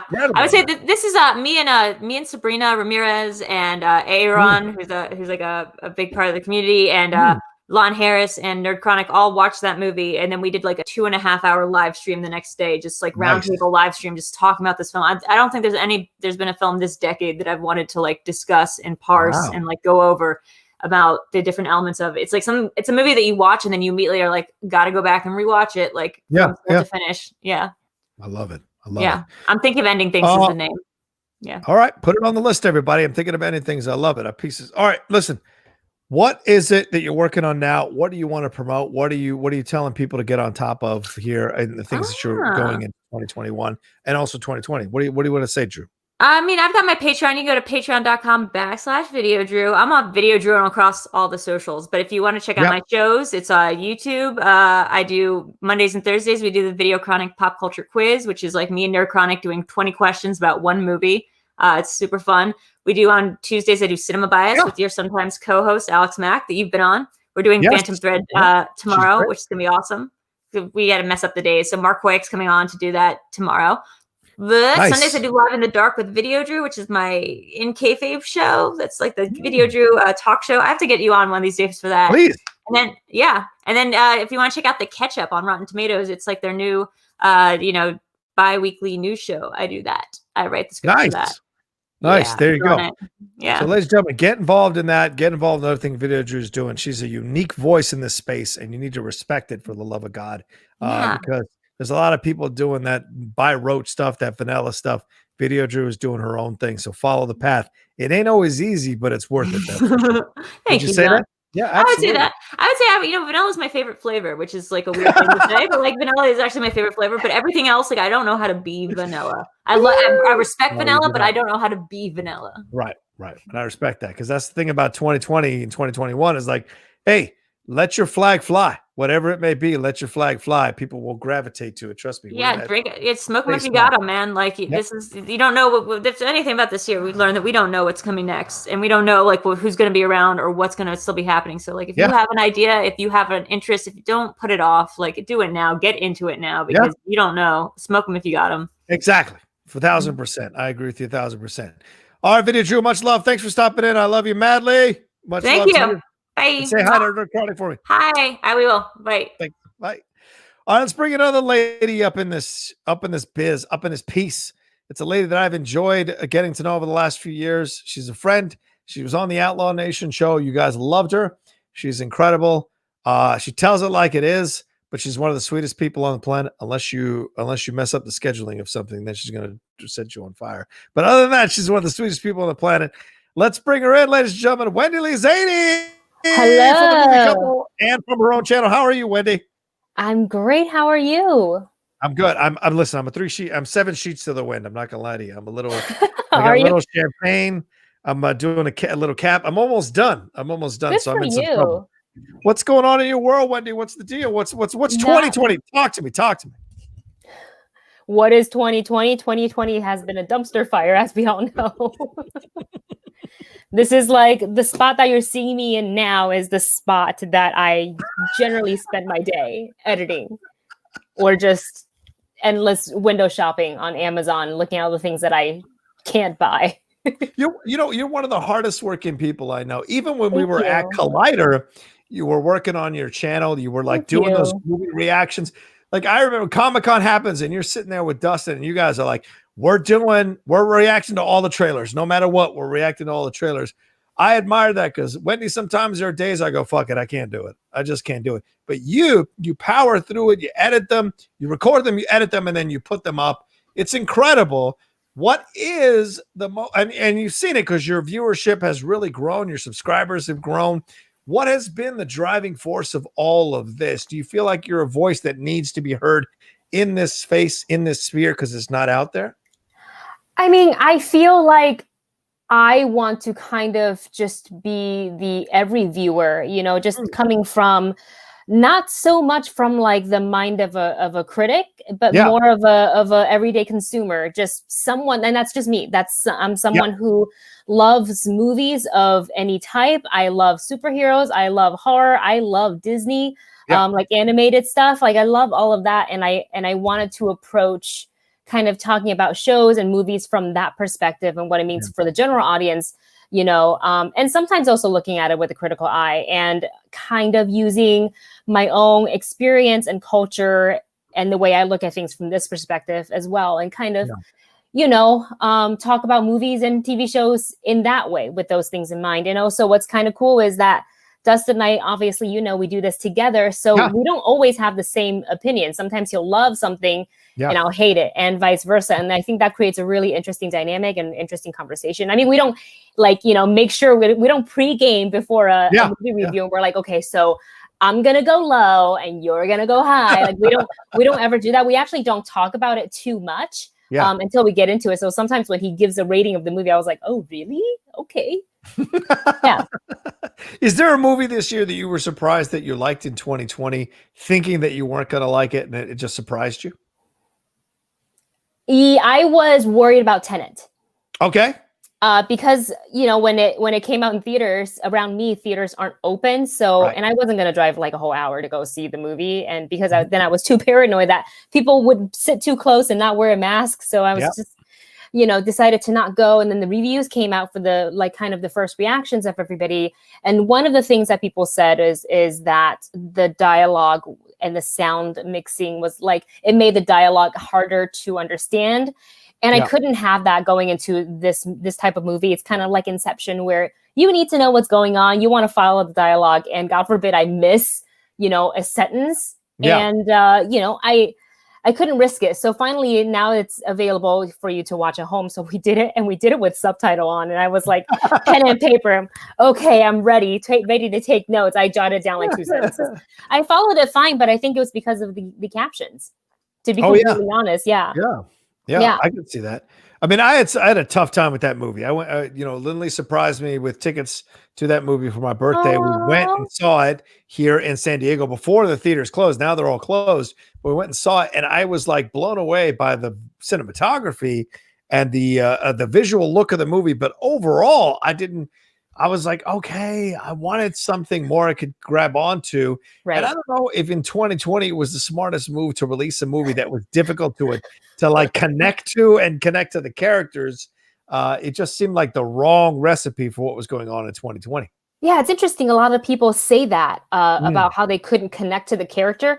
I really didn't have like an issue with that. I think with Inception, it's a little different. I think you can, because it's more of an ensemble cast, you can really connect to whether it's Leo's character or Joseph Gordon-Levitt's character or or like Elliot Page or any of the other characters. Yeah, you can kind of really follow their journey and can say, oh, this is relatable to me, or I really enjoyed their story. But I think with Tenet, with the protagonist, and because of this is like kind of an espionage film, like the man's just on a mission to do this, and add this with the multiple layers of Tenet and time inversion, you kind of, I can see that the story maybe comes first rather than the character, but I really loved Robert Pattinson's character, Neil. Neil did it for me. I was like, okay, I'm in. I think if maybe Neil wasn't in the movie, or maybe if it was a different actor, I wonder if I would have the same reaction to the film. But like the two of them together, especially in the third act, so good. Yeah, I don't disagree with you. The chemistry between John David Washington and Robert Pattinson was fantastic. Absolutely, especially because I felt like Brana had done that Russian accent already in that Jack Ryan Shadow Recruit movie, and Elizabeth Debicki, I want a little bit more from her. But in the long run, it's really about these guys and their chemistry, and it was great to see them kind of work together. Especially, Wendy, we've lived long enough to see Denzel Washington coming into prominence, and now his son is coming into prominence. You're much younger than I am, but like it's still, we've lived long enough to see that. It's crazy. I can't believe he's got a kid, and his kid's like, I don't know. I just don't. When I think Denzel Washington, I don't think that he could possibly have a kid that old. It just doesn't look that old to me. Doesn't feel that old to me. I feel like he aged to a certain age and then just stopped aging. Yeah. Denzel's a senior incredible. citizen, Wendy. He just celebrated. Yes, he's 66. No. 66. It's crazy to think about. Doesn't Denzel look is- it. No, Please he drop his skincare routine. Yeah, him and Ming-Na Wen, for the love of God. Insane Yes. to She's see so how great hot. she looks. Now, Yeah. well, speaking of Ming-Na Wen, like, tell me about your feelings about Mandalorian in 2020. Talk to me about that. Oh man, boy, did I love this season so much. I know some people are saying it's a little bit more fan servicey because of all the cameos and things like that. I did not mind one bit. I loved every single episode. I thought every single episode was important, even the ones that people are like, oh, it didn't have a lot of action, but it didn't matter because they were important. Right. And kind of connected a lot of the rest of the Star Wars universe, you know, from having us. Wait, can I say spoilers or should I not? I think you can talk around. This is episode 4 I'm talking about. I'm not talking about right. season finale. So maybe, okay. So basically when they talked about the M count in episode 4, in Carl Weathers' episode, I thought that was really important because of the creature that they showed us, they showed us in the tube. And I felt that was cool. That kind of connected to the sequel trilogies. And then some of the stuff towards the end of the episode, the end of the season that connected us to the original trilogies. And then some that brought in our favorites from the Clone Wars. So it's a really well-rounded season, and I like geeked out so hard over it. Ming-Na, I'm so happy she's back. Yeah. In this season, and the fact that we'll get to see, I don't know how much, but some of her, a lot of her, I don't know. Yeah. In the Bad Batch, we'll get to see more of her. Christmas 2021. Yeah. Which would be great. Yeah. Yeah, no, it's funny you bring that up. I mean, tomorrow night on a live episode of The Jedi Way with me and Laura Kelly, we're going to talk about the Bad Batch, and we're going to talk about Fennec Shan and what her role is going to be, or what we think it might be in the Bad Batch. Because obviously, Wendy, this is a younger Fennec Shan. So what is her connection to the Bad Batch? What are the adventures that she might go on? Because they announced she's going to be part of the series. They announced that Ming-Na Wen is going to come back to voice the character. So now it becomes like, well, is she going to be the new Ahsoka Tano, where she's like this new female character that the Star Wars fans fall in love with? You can already tell from this season and from a little bit last season how much they fell in love with her portrayal and that character for sure. Yeah, and I'm betting that her and Ahsoka would not meet in the animated series because it just didn't hint in the time that she spent in the final episode of The Mandalorian that, I mean, not that they mentioned Ahsoka at all in episode 8, but I feel like the fact that they were hanging out with Bo-Katan, that it just didn't feel like she would have known. And I mean, who knows what the characters talked about when the camera's not on them? That's true. That's you know, but yeah. That's awesome. All right, Wendy, where can people, thank you so much for taking the time to stop in on this New Year's Eve party here on the Outlaw Nation channel. And, you know, people loved our episode together. You know, it's almost 4,000 views already, which look, I know my channel is a small little channel with 14,000 something subscribers, but it's still building. And to have an episode that gets that kind of views, it really means a lot. And obviously it speaks volumes to how the fans enjoy you. Is there a number one film of 2020, or do you have that saved for your own channel that you can talk about? I haven't decided quite for a number one. I keep going back and forth, but I did send in my HCA survey way too late. I sent that in, and I actually put The Five Blood as my number one on that list, just because I think I did not expect it to like it that much. Now, I do predominantly enjoy Spike Lee's work, but I think what really grabbed me more so than like the story and the struggle and like the war and the PTSD that all the characters went through, it's kind of seeing Chadwick Boseman in this. I think that I really gravitated toward that, and I'll never be sick of seeing him on screen, which is why I probably have watched like all of his recent movies, a lot of his movies recently, just to kind of, you know, just see him back on screen again. It's nice. So that one actually is like top of my list. Yeah, that's great assessment, Wendy. Absolutely. You know, Thursday, I just watched News of the World. Tom Hanks. I watched it today, which I really, really enjoyed. But Thursday is my day, New Year's Eve. I don't have anything scheduled on purpose, so I can sit there and catch up. I mean, I won't be able to send in my HCA top 10 Scott necessarily, but because it's way late. But I'm gonna watch Ma Rainey's Black Bottom, that Chadwick Boseman one, which I haven't watched yet. And there's like 3 or 4 other films I'm gonna watch back to back on Thursday. So I'm looking forward to it. I'm excited for you. I mean, listen, Wendy, we're blessed to have the opportunity to watch these movies and to have access to these movies and watch and give our assessments and our ideas about them and our points of views on them. It's truly a blessed existence for all the situations and all the tough times that happened in 2020. We're still a part of a business that allows us to do these things and talk about them. And, it's been great. I'm such a fan of you, Wendy, and it's just to see you and to see you blow that channel up the way it's blowing up. And I know the hard work you put behind it. I remember we were Collider and the things you would talk about, that after a full day of work, you'd go home and still shoot stuff and edit stuff into the late night.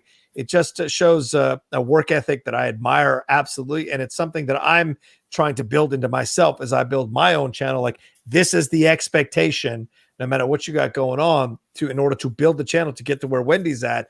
You got to do this kind of work, and so it's incredible to watch. So you just want to let you know you're an example for me to follow for sure.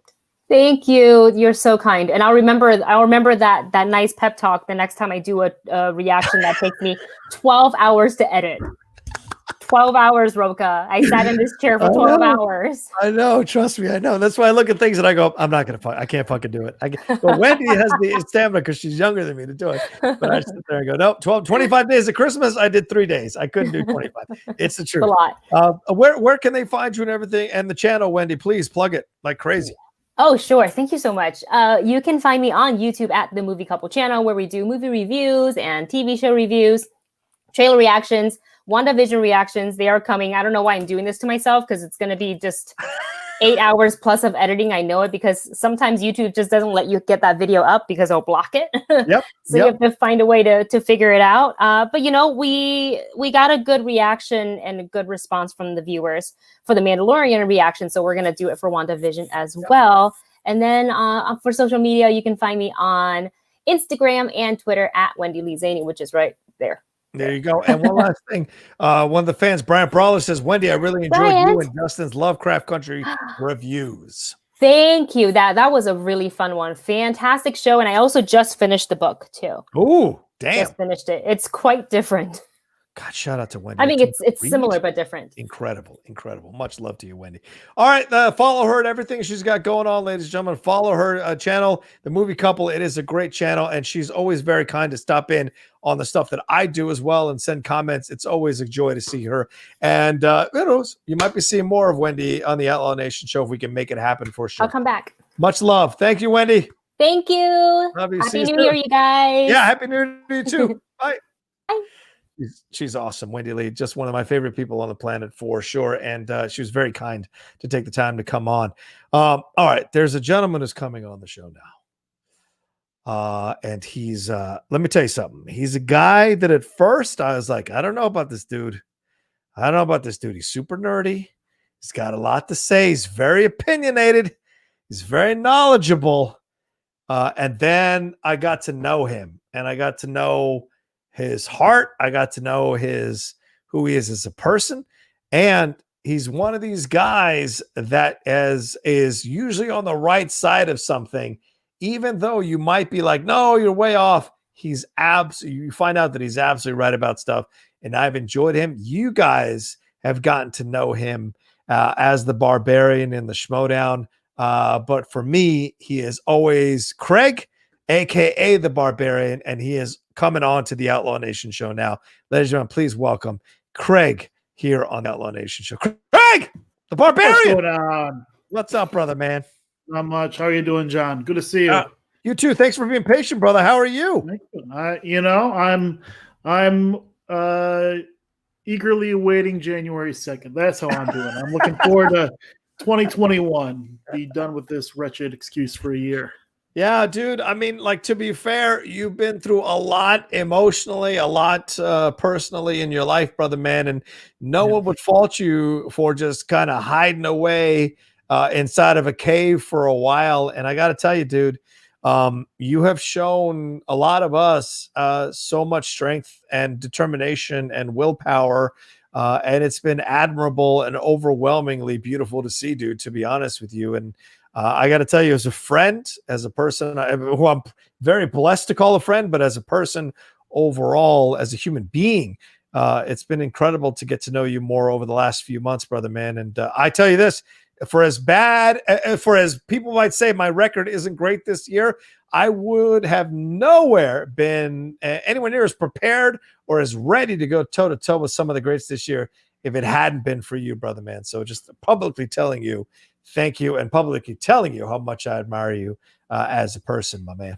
I appreciate that. In terms of how far in terms of how your season record went, look, there's other things to be considered other than just wins and losses. Wins and losses, of course, are what go on the final scoreboards, but your showings in those matches were fantastic. I'm sure if we looked at your year-to-year accuracy rates and P rates or whatever, those percentages that Frankie likes to do, this is you should be in the discussion for comeback player of the year.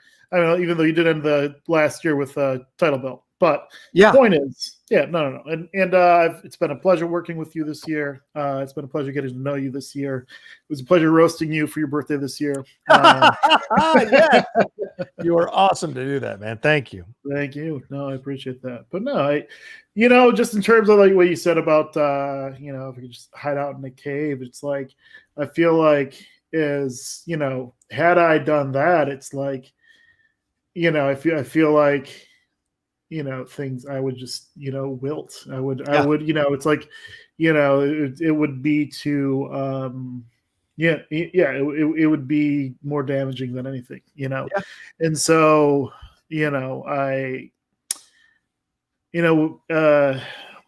but some people listen, Craig, some people would, and that's what I'm trying to give you the credit for, dude. You fought through it and you stayed available. You stayed in there, and you've helped so many of us train. Everybody in the Finstock Exchange, whoever was available to train with you, you were more than willing to give your time and your effort to, and it means a lot because, like you said earlier, you could have wilted or whatever going in the cave. A lot of people would have taken that easy out, and you didn't, man. And a lot of us admire you for that. And I respect you for that so greatly, dude. No, I appreciate that. In her final weeks, it's very clear that one of the things that was, important to Sonia was that myself, and her mother and her sister be okay. Yeah. And so I try very hard to be okay. Yeah. Yeah, and I hope you've got a very strong community that supports you, man. Like when you're in these places, when you're thinking about things, like we're all willing to drop anything at a moment's notice to be there for you because you've been there for us, man. And it's like, and when you didn't have to, bro, like that's the number one thing, when you didn't fucking have to, and everybody would have been okay if you weren't available. You've been available to us, and in 2020, for all the shit that's happening this year, and it has. There are some bright lights. There are some silver linings, and you've been one of those bright lights for goddamn sure, brother, man. I appreciate that, and I feel like the Schmoedown itself has been a bright light for myself. I told Christian a couple months back, it's like I could only imagine. I could only imagine how much more difficult this year would have been for me had I not had the Schmoedown come into my life when it had. And it was funny because it was, I came into the Schmoedown when I first came in to meet with Christian about the Schmoedown. Like, Sonia hadn't gotten a diagnosis. We hadn't even, come to realize that she was, potentially sick at this point. She'd gotten an all clear earlier in the summer. Yeah. And so it was, and it was funny. Like I found out that she had gotten her diagnosis the day after I listened to, it was a couple days after, like 2 days after I'd listened to the Bateman Preston episode, where afterwards they talked about, they talked about the struggles that Karen was going through. And so it's right. It's all rough, but, you know, it would have been a lot rougher without the love and support that I felt all year long, even before, you know, and the love and support was there even before, you know, even before things started to go south, you know, and the love and support's been there all along. And I've really appreciated that, and it only grew stronger as the year progressed. Yeah.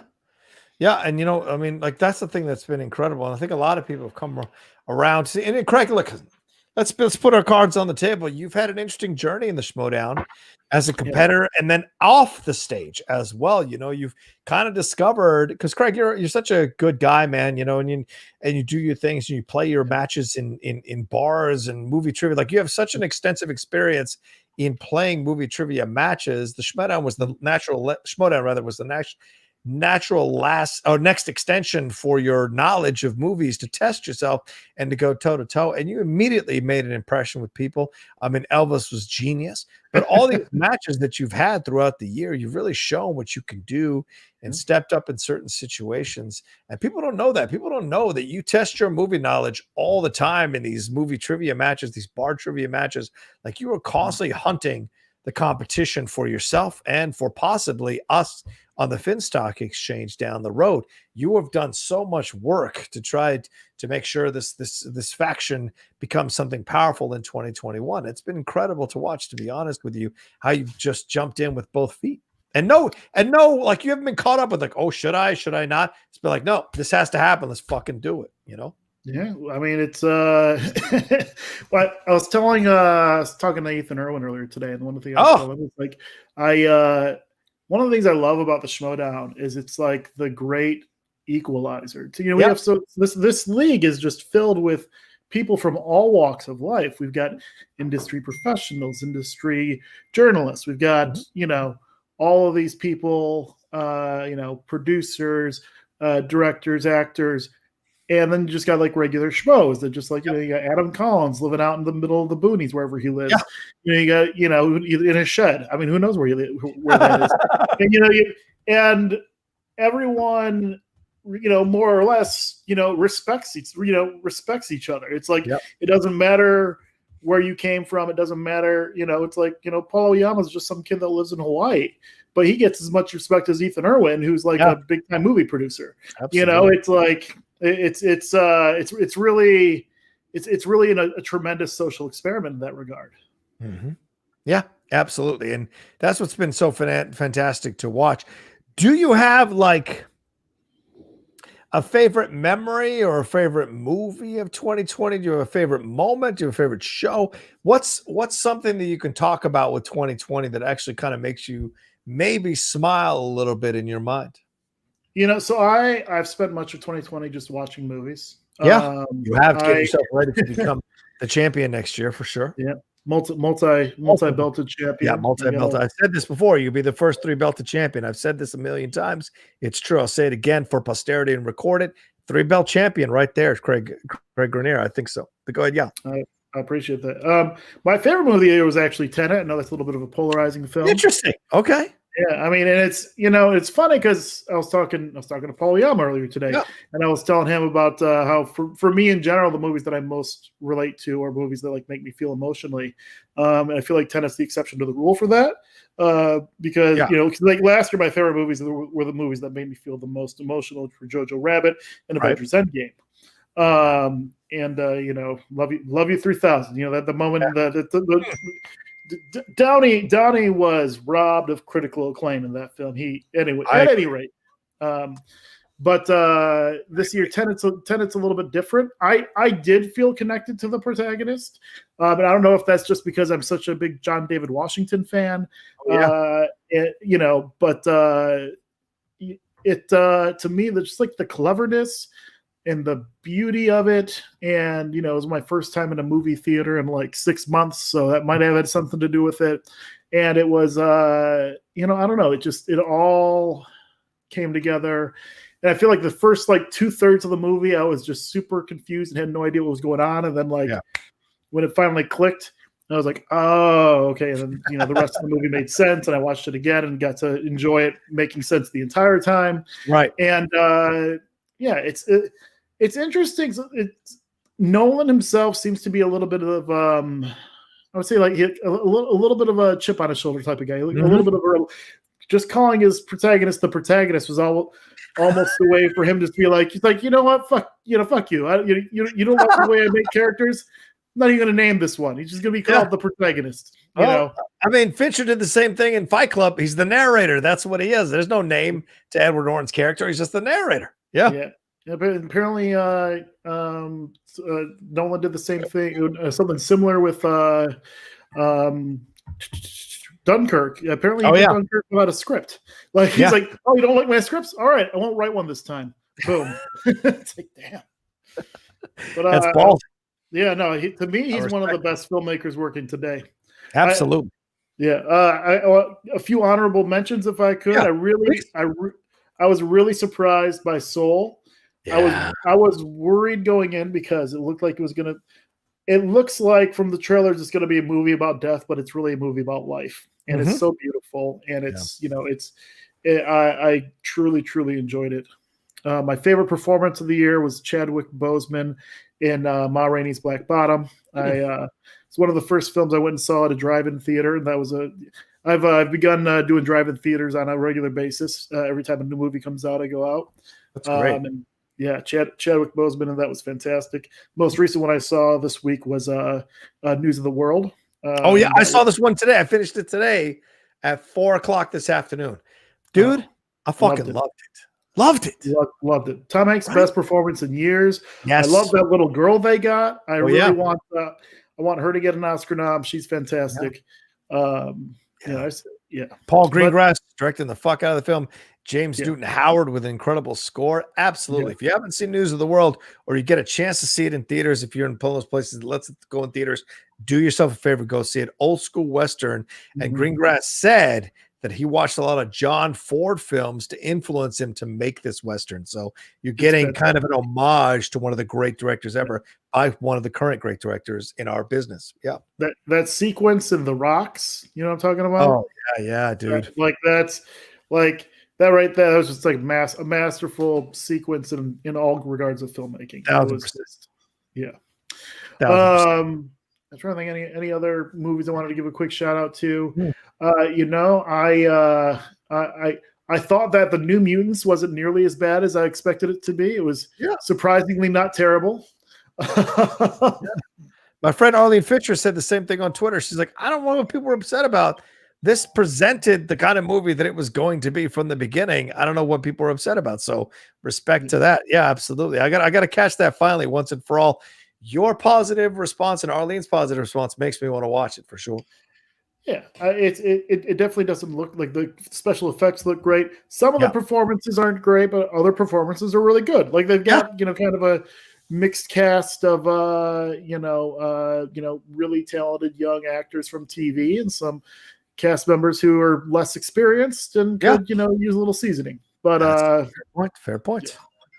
Yeah. Are you getting calls? Are you all right? I think this is my dinner. Give me 1 second. Let me all right.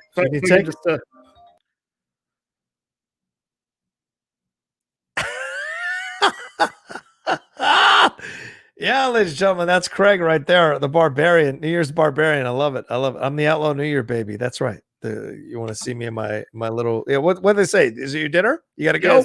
It's my dinner. Okay. No, I don't have to go. I'm gonna buzz him in. Okay. I give him instructions and buzz him in.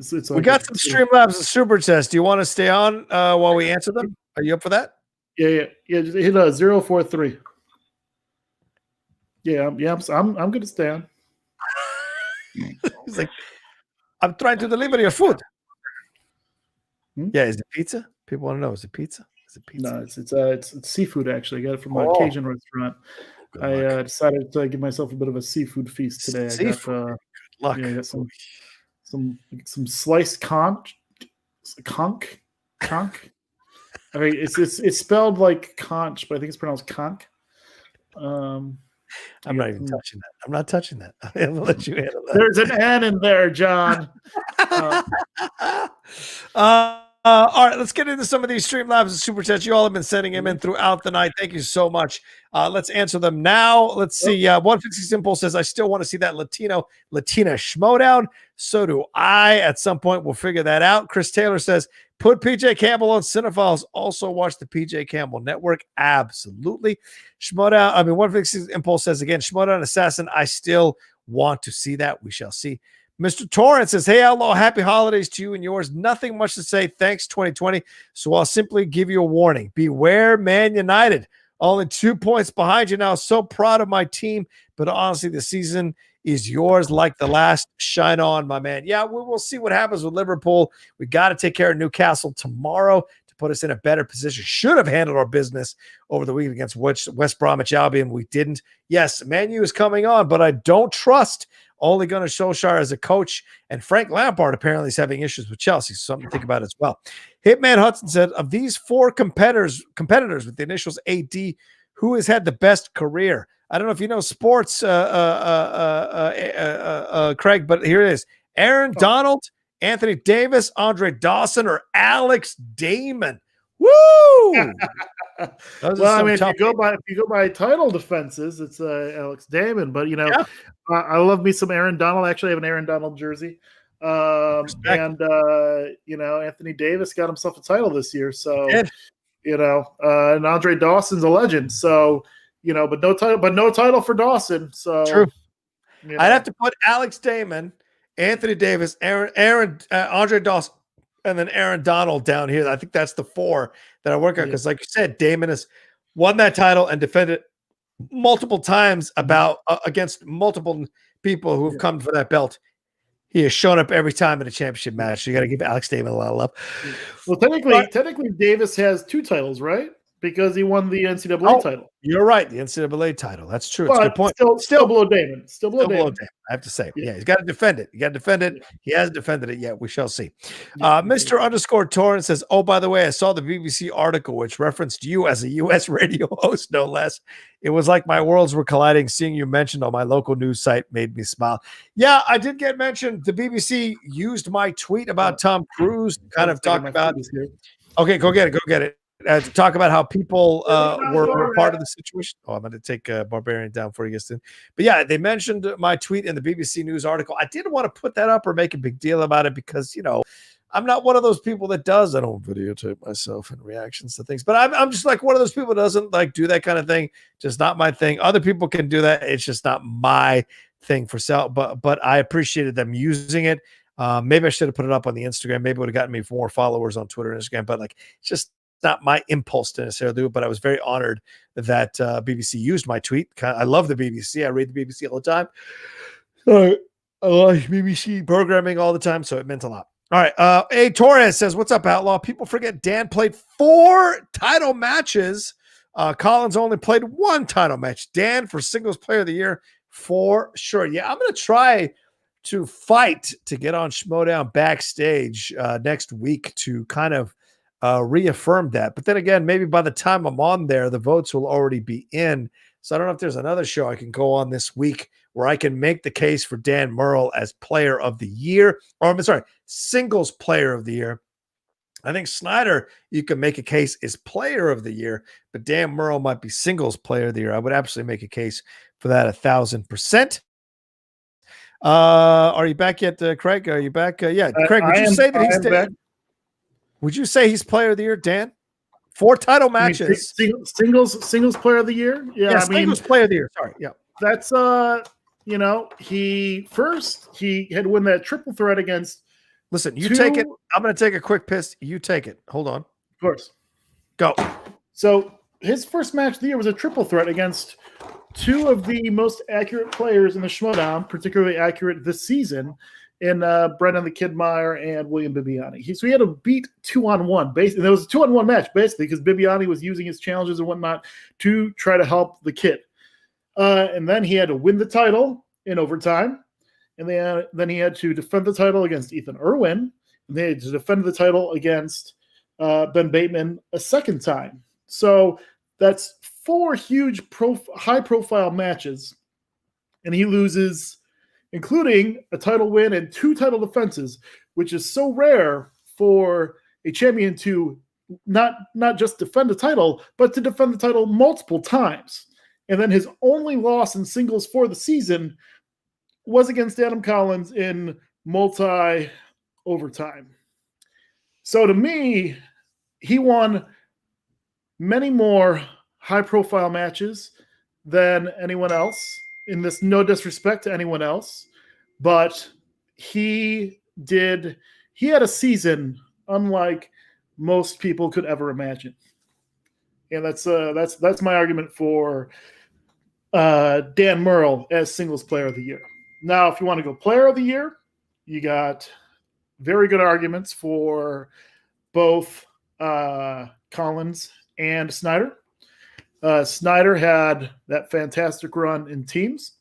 And what's great about Snyder's player of the year storyline is that he had great story arcs in both singles and teams. He began the year with double losses. And I remember I was there. In fact, me and Rocha were there the day he got his double losses. He lost to Ethan Irwin on a Mel Brooks question. And then he lost to who's the boss in when they set the records for the points record. And he was so emotional and so upset after those two losses. I could see he was, backstage, he was just kind of beside himself with what had happened. And he came back from that. He won his side of the bracket. He got to avenge his loss to Irwin. He beat Oyama. He made now I'm going over Jeff Snyder for go ahead. his qualifications for overall player of the year. And coming back, so that arc of first, losing and then working his way back to get to the, near to the top of the hill in singles, and then in teams, losing and then working all the way back to get to the top of the hill and win that title match. They had back-to-back two of the most entertaining 5-round teams matches of the season. That match against the Final Exam and that match against Shazam. And those are two outstanding teams, At any I couldn't rate. agree with you more, man. I think Jeff is a dark horse contender for player of the year. Yeah. I would actually vote for Jeff. I would give Dan singles player, but I would vote for Jeff. Yeah. And by the way, Collins is right up in there for both of those as well. Of course. Undefeated in singles, 7-0 in singles, won the title at Spectacular. And then for player of the year, he has not only that, but he was 1-1 in teams. Yeah. And he's only had one career loss in any division. That's a pretty impressive season. I guess so, but it's only the last 3 months of the fucking season. Whereas Jeff's been doing it for throughout the whole season, and Dan's been doing it throughout the whole season. I think that matters. I actually think that matters. If Collins had been 7-0, 8-0 through the whole season starting in February, then it's a whole nother conversation, to be honest with you. Doing it in the last couple of months, I just think it doesn't qualify. I don't think it has as much weight, in my opinion, but of course, I understand the recency bias. And all he had was the tournaments. Yeah, all he had was the tournaments. Absolutely right. Yeah. Let's see. A Torres says, "What's up, Outlaw? People forget Dan played 4 titles." Oh, we have talked about that already. Okay. Chris Taylor says, "Rocha, thanks for the laughs on Game Time and Outlaw Nation.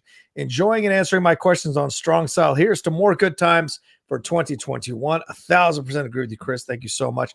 Bryant Brawler says, "Well, for me, entertainment-wise, as a really big manga fan, reading and catching up on Jujutsu Kaisen, Spy Times Family or Spy X Family, Kaiju number 8, 2020 has been on point for anime manga in my experience, or manga in my experience. Any thoughts on that, Craig? Are you a manga guy, anything like that? I am not. That's one of my not particularly. I did watch Ghost in the Shell this year. I'm not sure if that counts. But a fucking good film, like first time ever, right? You watched it for the first time ever. First time ever. You're not talking the Scarlett Johansson one, right? The animated one. No, I actually watched them both back to back. The animated one was significantly better, and the Scarlett Johansson one was kind of like the animated one was about something, and the Scarlett Johansson one was them just trying to make an adaptation of the original without understanding what the original was about. Yep, good point. Sean Barreto, thank you, Sean. Another kind donation from Sean here. 2020 may not have been the best year, but everything bad from everything bad can some good. Oh, God, Jesus Christ, Sean. 2020 may not have been the best year, but everything bad can come some good. Oh, but from everything bad can come some good is what he's essentially trying to say. I think I got there, Sean. Without your help, I think I got there. So, yeah, that's absolutely right, Sean. I agree with you 1,000%. Thank you for the very kind donation. Andrew Hale says, part 1. Hey, John, all I got to say is F 2020. It will be the lost years of movies. I don't know, but I did get to meet a bunch of you all in the Outlaw Nation and Schmoedown community as a whole. Just like Andrew G., it's one of my highlights of 2020. And part 2, wouldn't have it any other way. Cheers, everybody. Hey, John, let's rock out 2021. Absolutely. That's what we're trying to do here on the Outlaw Nation. We're going to rock it out on 2021 for sure. Drunken Prayer says, hi, Rocha. Maria Hamilton wants to know if you received a package. If not, should be there this week. I did receive a package. Where did I put it? I put it here somewhere. Maria sent me an awesome package. It was I think it's the book that she sent me. I don't know. Oh, here it is. Kaboom.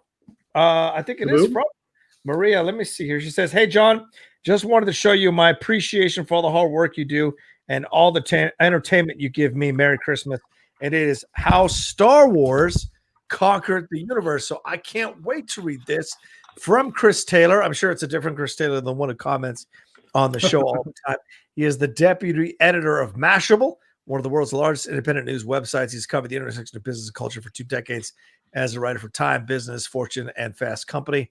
So I can't wait to read this. I'm excited to read this. You know, I've made Sundays my reading day in my life because I had kind of lost track on books. So thank you, Maria, so very much for that. I will absolutely be reading. And thank you for coming and becoming a patron of the Outlaw Nation again, Maria. Much love to you. Tushka Done said, in some tribes, it is customary to cut your hair to show you are in mourning. I cut my hair for the family and friends I lost, as well as to honor those who lost loved ones. I cut more hair so you can keep those beautiful locks. Much love, Barbarian. That's what he's saying. Thank you. I did cut my hair at one point. It was much further. It was down to about here, and I cut it back to here. But it's it'll be out, and it's gonna be pretty long come season time. So don't you worry. It's already. Nice. It's already back below the shoulder line. So we're good. And there is a comment about that in News of the World. For those of you who may not have watched it yet, there is a comment about the cutting your hair in Native American tribes to show your mourning for someone precious who you've lost. So there is a comment about that. And by the way, that trailer does not show you what the movie is. The movie is Tom Hanks. The reason he's taking care of this young girl is because this young girl was essentially had her family killed, and she was taken on by this Native American tribe. And then that Native American tribe, or the section of that Native American tribe, was killed. And so, and she is found by Tom Hanks, and he has to kind of shepherd her back to her home or her family that's left there on so the whole movie is him shepherding her back to that family and what he actually discovers. So it's a phenomenal film. When you get a chance to watch it, you should definitely watch it. Let's see. Connie. Hey, Connie. Said, no question. Just want to say I love the Geek Buddies and the Jedi Way, and thanks for existing and for the great content with compelling, constructive discourse. It is so refreshing. Thank you so much. I appreciate that. It's very kind of you, Connie. We're trying to do our thing here. Let's see here. Hey, Justin Toner says, hey, John, thanks for the channel and all you do. Love being part of the Outlaw Nation. Happy New Year, and here's hoping 2021 is better for everyone. I agree 1,000%. Craig, any final words here before we let you go or bring in some of my Outlaw Nation people? Any final words? Yeah, I mean, I would like to say it's like, it's being the holidays ever since Thanksgiving. Yeah. I spent a lot of time thinking about how you're supposed to think what you're thankful for this year. And it's very difficult to try to think of things that to be thankful for. But, at the end of the day, I do have things like, there things, in this world could have been even worse. Yeah. And it's, so I'm, I am fortunate enough that I've had the love and support of my family and my friends old and new, and this community, and very grateful for that. I'm grateful that I have my own health for now, and I've got a cat that sometimes makes appearances while I stream. She likes to run across, but she's been a great comfort over these months. And yeah, so it's it's as weird as it is. I try to focus on things that I can be grateful for. Yeah. And also, it's the weird the weird thing about about cancer, even though as awful as it was, it at least it would have been even worse if it had just been something that was like like a getting hit by a boulder, getting anything like that, because something that having had those last 6 months while we were when we knew there was a chance that her health could deteriorate, just kind of provides you with heightened time to discuss questions that could haunt you for if you didn't have a chance to have these conversations. And it's as awful as the end and everything about it was, at least I got to make sure that she had some hopes, some events realized, and had some made sure that she had joy in her life for as long as she could. And she was loved by you, man. She knew she was loved by you, bro. And look, a lot of us fight through our whole lives to find the right person to be with. You found it young in life, and that doesn't always happen, brother, man. And so there's a special gift in that. And I know it was only, in the comparison of other years, it was a short time, but you filled that short time with so many experiences, brother, man. And so many of us respect and love the fact that you had this opportunity, but we also ache at your loss, my man. And 2021 is a new year, and so many people are going to be in your corner, supporting you and pushing you forward and wanting the best for you, brother, man. And I'm one of the loudest cheerleaders in that corner as well, brother. I appreciate it. And also 2021, we get a new president inaugurated January 21st. I know this isn't a political show, but I'm very much looking forward to that. So, huzzah. That's right. And I'm looking forward to the Finstock Exchange in 2020. You motherfuckers better watch out. You motherfuckers better watch out. Even Schmoedown, the Schmoedown rundown today is like, oh, just by happenstance, we happen to have Winston and Roxy and Shannon, Barney. The bias against the Finstock Exchange, Craig, that will be the motivation. That will be the fire that lights us to come back and destroy everybody. Keep laughing. Keep denigrating us. Come up with your clever fucking jokes. It's not going to matter. We are going to stomp all over this league next year.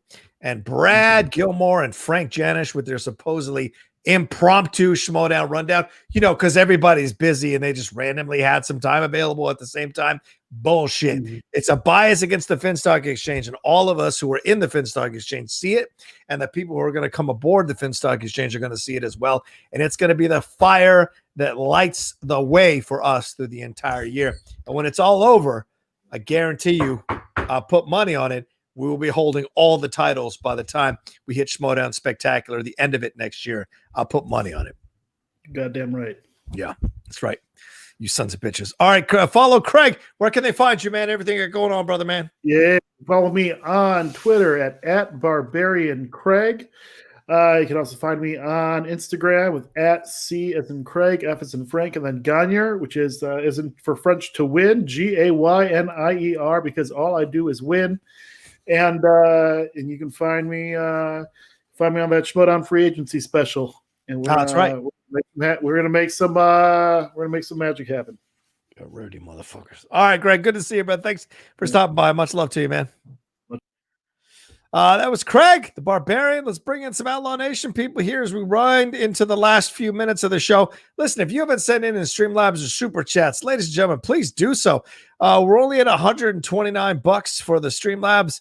And for the super chat, a little bit more. I'm sorry, we had one more Streamlab that came through. Optimike Prime says, hey, I hope everyone has a safe and awesome Happy New Year. Wear the effing mask. I love y'all's discussion on Wonder Woman 84. Yeah, our Geek Buddies discussion and everything else you have done this year. All of the communities we are a part of have been a huge part of making this year tolerable. 1,000% agree with you, man. Same thing. You guys as the community have made 2020 tolerable for all of us creating the content. So we thank you in return at the same level, if not more so. Because we wouldn't be able to do the things that we're doing without your support, without your constant being there to watch our shows or to respond or be in the chat or send in your Streamlabs and Super Chats. So they mean so much. And speaking of which, we got about 20 minutes left in the show. So please send in your Streamlabs and Super Chats now if you can. Would appreciate it madly if we get above.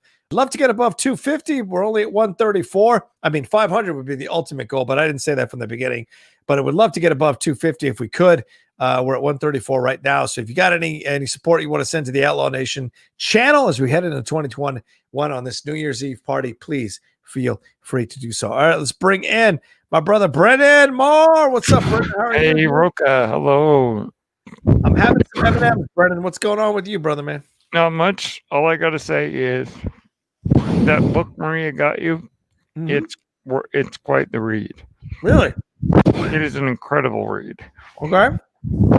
Well, I just want to say off the bat, thanks to you for creating this wonderful hangout space, the Outlaw Nation. It's been so much fun to be a part of. It's been great to meet a lot of great new people. Enjoy a bit of ribbing from everybody in the community. Right. To enjoy Sean's obsession with cheesecake. I mean, really, it's out of control. Out of control, obsession with cheesecake.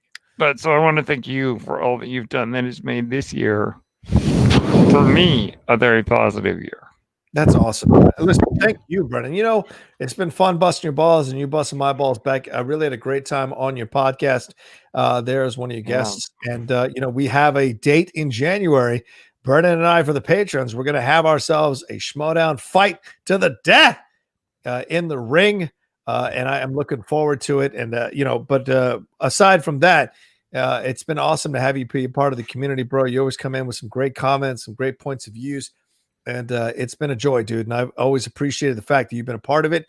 And I know that you're the kind of person that is very picky about what you spend your time on and the people you spend your time on. So the fact that you've stayed with us means a lot to me, brother, honestly. Thank you. Thank you. You're welcome, man. I'm trying to think of my favorite thing. Yeah. Let's just go on to cage fight. Yeah, let's get into the cage fight. In January, it will be a cage fight. Me and Brendan for the patrons in a Schmoedown match for sure. But yeah, talk to me about 2020. Do you have a favorite moment, favorite Schmoedown match, or favorite movie? Talk to me. Oh gosh, favorite Schmoedown match, I think is when Ace Cabrera took on DiMolanta. Yeah. And that last question that neither of them, I didn't even know that, and I'm a Star Wars nut. Yeah. And I'm watching that, and I was on the edge of my seat during that. That was a great one. I love the Schmoedown Spectacular. Yeah. That was great, especially the Outlaws' surprise heel turn there. I don't know what you're talking about, but yeah, go ahead. Yeah. And not you, the Outlaw. Right, the Outlaw. That's right. I think in terms of film, Soul was great. I watched that over the weekend. Yeah. The Five Bloods is still probably my favorite 2020 film. Wow. Ma Rainey's Black Bottom, Chadwick Boseman probably gave my favorite performance of the year, at least on film. And in terms of like TV or whatever, Mandalorian season 2 to me was extraordinary. Yeah. That Ahsoka episode particularly. And I was talking to a friend of mine about that today. about just how watching. We start out with Ahsoka in the Clone Wars. Yeah. She annoyed the heck out of everybody when she first was introduced, and to look at where we are now. Yeah. And that episode was done with such a Sergio Leone, Kurosawa kind of style that was just so amazing to see that, especially to see that because that's what influenced Star Wars. Yep. In the first place. So, yeah. 1,000% agree with you, man. Those are some of my favorite moments this year. Yeah, the Hidden Fortress, which is what I think you're touching base on. Yeah. That's what influenced a lot of what Lucas did in A New Hope. You know, the two droids, the princess, all of that. If you watch Hidden Fortress, it is absolutely taking the wipes that have been the trademark of Star Wars. The wipes come from Kurosawa. Yes, right. So a lot of you got to do your research there and realize how much Kurosawa influenced Lucas. And Lucas is very open about it. He's not like he didn't try to steal things under wraps. He said he has influenced me on so many levels. Oh yeah. And the thing over the last couple of years, brother, man. I mean, Orson Welles used to be my favorite director, my favorite personality in the world of film, but over the last few years, it's actually become Kurosawa. As I savor and appreciate his movies, Akira Kurosawa become maybe the greatest director in my opinion ever. Yes, I think I agree. Yeah, and it's incredible to watch and see how he's still influencing directors today, and how he influenced so many of the great ones that have come around over the last 50 years to make us fall in love with movies for sure. Yeah, absolutely. Kurosawa is my favorite director. Yeah, and might be the best there ever has been. Yeah, certainly you can make a case of directors. Yeah, absolutely. Well, all right, Brendan. Any final words before we let you go, my man? No, just Happy New Year. Thank you for this world you created for us. Thank you. It didn't start off so good with the when you all got fired from Collider. But what you and Riley and others have been able to create has been almost, I think, even better, in my opinion. Thank you, man. What was there. So thank you for everything you've done. And here's to a better year. Hell yeah. Here's to a better 2021. And here's to an Outlaw winning titles in 2021 as well. Yes. But I got to start with beating Brennan. All right, Brennan, much love to you, man. All right. Well, love you too. Peace, brother. All right, awesome guy there being a part of the Outlaw Nation. Let me see if we got any more Streamlabs Super Chats for bring in another patron here of the Outlaw Nation. Let's see. All right, ladies and gentlemen, we got about 15 minutes left in the show before I got to call it quits. So please, Mike Bookso, thank you so much. He said, Happy New Year, Outlaw, and thank you for all the shows you do. Thank you, Mike. I appreciate that. It's very kind donation, very kind love you've shown here to the Outlaw Nation. I appreciate it. Like I said, it's we got 15 minutes left, and thank you. I mean, listen, Mike, it is my pleasure to create all the shows that I have. There's more stuff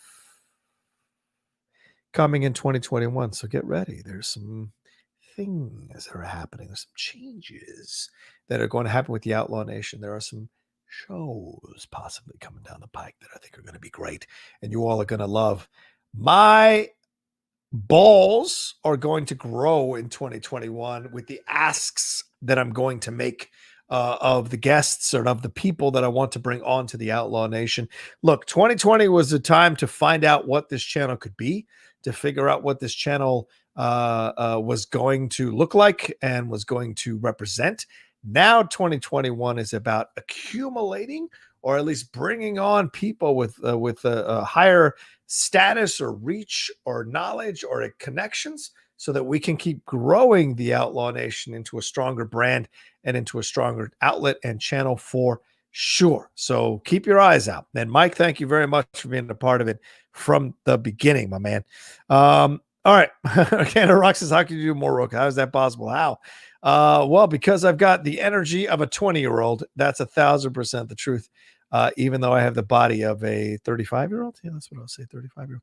Optimike. Oh, Jesus Christ. Optimike, thank you so much. He says, trying to get you closer to that 250 to go off, Brendan. All the Western elements in Mando have been freaking awesome. I love the scene with Mando and Boba when they meet Bo and Casca. They walk in, stop, everything stops, all eyes turn to them. Love. Yeah, 1,000%. Mando season 2 has been incredible. Wendy was talking about it earlier. Certainly one of the greatest seasons of television you're ever going to see. If you're a Star Wars fan, it speaks volumes to you for sure. Thank you so much for that donation up to Mike. I'm at 204, ladies and gentlemen. So please send it in. Send it in if you can. We got a few more minutes left. Let's bring in Justin Toner, who's been waiting to come on. Justin, what's going on? How you doing, John? my man? I'm good. It's been a busy day. I've been actually celebrating my birthday today. Oh, happy birthday, Justin. Yeah, thank you. Nice, dude. Do you want a movie? I got movies to give out, digital codes to give out if you want a movie. But please, what's going on in your world, man, other than your birthday? What's going on? Or talk about your birthday, whatever. I'm open. It was nice. My parents treated me to dinner, and then Nice. spent the last good like 2.5 hours on Zoom party with my friends. We played like Jackbox games, so it was a lot of fun. Nice. Did you win? Got some cool gifts. Got let's see, got this Blade Runner comic. Thought you might like that. Nice. 2019? Yeah. This came out last year. Okay. Set in the Blade Runner universe. Is about a different Blade Runner. Looking forward to checking it out. Okay. A friend of mine gave me this as a birthday gift. DC Cover Girls. Oh yeah, I've seen that one before. That's awesome. This is really nice. All just like history of various covers and everything. She's a DC fan, right? So that was nice. It's funny. I also got the for Christmas. I got this as well. I'm looking forward to reading this because Christian has been recommending that book for years. Yeah, and I probably decided to read it. I'm looking forward to checking that out too. And I also got the nice Point of View Empire. I'm looking after hearing everybody raving about that. I was like, I had to get that. So that was also I got those from my parents. Damn right. Which stories in there were like your favorites? Real quick? I mean the Ben Kenobi one when he's talking about Dagobah. We talked about it on Jedi Way a couple of weeks ago. Yeah, fucking great, absolutely fucking great. There are like 10 great stories in here that I go back to. They're all good. They're all good, but 10 of them that really kind of the Wampa one was really interesting as well. So I can't wait for you to discover it, man. You're gonna love it, especially the Star Wars fan as much as you are. Yeah, for sure. Well, so tell me, Justin, what is your number one moment or movie or TV show of 2020, man, as we're saying goodbye to the year in a couple of days and walking into 2021? Talk to me. Yeah. I haven't seen too many of the newer movies. I mean, I finally watched Wonder Woman 84 the other night. With some friends. And I was disappointed by that. It's like I had a lot of issues with the plot and some other stuff. So I mean, it had its good moments, but it was I was like disappointed. So I was surprised by how many people haven't brought it up tonight. Like you're the first one to bring it up tonight. Oh, really? Yeah, I'm surprised no one has brought it up to talk about tonight. So because it was lighting up social media over the weekend. Oh, for yeah. Sure. Talk to me about it. Yeah. It's like well, I don't know if I want to go into spoilers or anything, but right, it's no spoilers for sure. Yeah, it just I felt like the movie was too long. I think like one of my friends put it well. She was like, I felt this movie failed in the script and with the editing. She goes like, it's just like it's like, and she loved the first Wonder Woman. She's like, this lost me after a bit because it felt like it dragged too much, and all the various issues with the plot and stuff in certain aspects that if I don't want to get into detail because that'll be spoilers, but I mean there's some good moments and I loved the performances and Gal Gadot and Chris Pine's chemistry really helped. Yeah, but then there was some funny moments and some good scenes, but it definitely was like it felt very average or mediocre at best for me. So I was like it was watchable, and I was like disappointed. It's like the first one was a lot better. All right, so that's fair. Tushka Answer says we didn't bring it up because you asked us about our favorite movie. Oh, shots fired. What I did love was Mando season 2 was amazing. That was a highlight. The whole season, I mean, just bringing in all these great characters, bringing in Ahsoka, Cobb Vanth, Boba Fett. Yeah. It's like Fennec Shan coming back was great. And then it's like Luke showing up at the finale was just like blew my mind, even though I knew it was possible, but that they actually did it. Yeah. You know, it's like even though the a little uncanny valley with the face a little bit, that didn't. I know some people had a problem with that.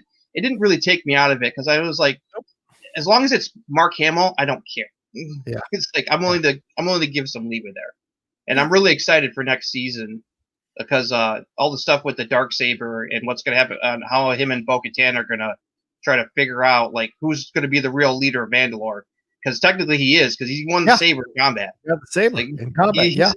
It's like by ancient tradition, he's the Mandalore.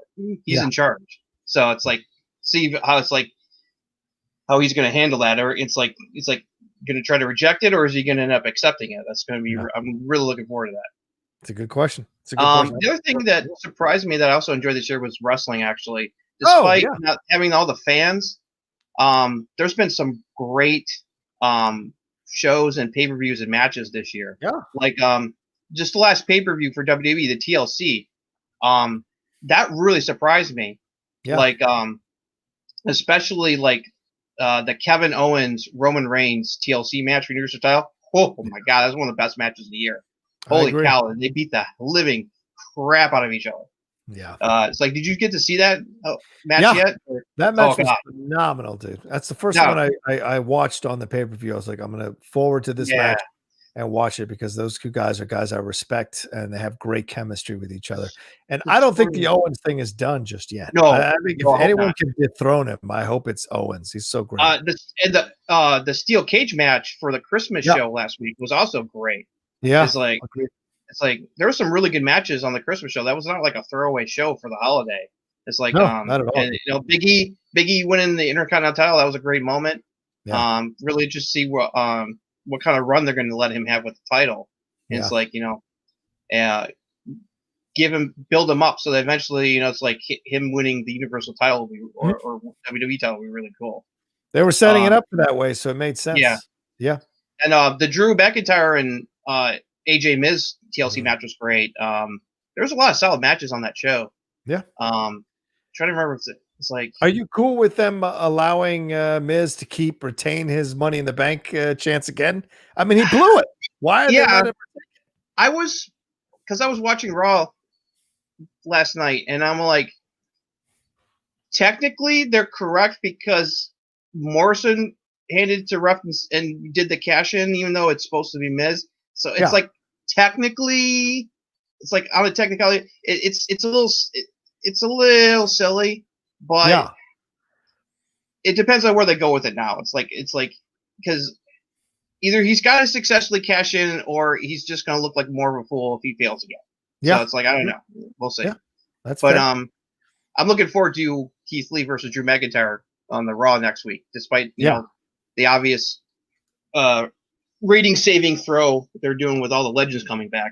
Although Carlito coming back is pretty interesting. He has not been there in a long time. So the fact he's coming back was pretty shocking. I'm the bad guy, man. Yeah, that's cool. I love it. I like Carlito. That's true. That's fair. But the other thing though was it's like I had a great holidays, and then on this weekend when Brody Lee's passing. That was Well, it's especially hard because I live in Rochester, New York, where he's from, and I know people who knew him and his family, and they're absolutely devastated. It's like nobody saw it coming. It was a complete surprise, except for his family, obviously. Yeah. It's another awful example of how rotten 2020 is. Something like that happened. So. Yeah, but it's also an example to remember to tell the people you love them. Yeah, you just never fucking know, and it's important to do that. Don't blow that off. Don't scoff at it. Don't think you'll get around to it. Like, it really matters, And I love the fact that this country, a large part of this country, has been understanding over the last few years how important it is to speak their emotions, to tell people how they feel. And there's another side that thinks it's weak, and fuck them. This is about telling, connecting with people and humanity, and it's important. So many people need it in our world, and all those people who are angry about it at 3 a.m. when they're all alone and they're sad and they're angry and they're not connected to humanity. It's in those moments that they don't tell anybody about, but in those moments that they wish they had the things that we're creating here in the world. And so it's important. Absolutely. So taking the lesson from the Brody Lee passing, the untimely passing at 41 years old, is that, you just never know how much time you have on this earth. So definitely take the time to tell the people you love that you love them. Yeah, looking forward to the tribute show on Dynamite tomorrow night. That's that's gonna be fun. Absolutely, for sure. Yeah. Cool. All right, Justin. Thanks so much for taking the time, man. Any final words, brother? No, just thank you. It's like the Outlaw Nation. It's like Brent said, this is a great place. It's a great community. It's just even just us hanging out in the Discord. Even after you've left, we can chat. We keep on chatting for like hour, 2 hour, and it's like it's so much fun. And it's like really glad to be here, and it's like and support the channel and support you. So it's like thank you very much. Thank you, brother, man. Thank you for being a part of it, dude. To be honest with thank you. It means a lot. So much love to you, dude. Have a good, happy New Year, and enjoy yourself. And we got more coming in 2021 for the Outlaw Nation. You know that. So you know me. There's more coming.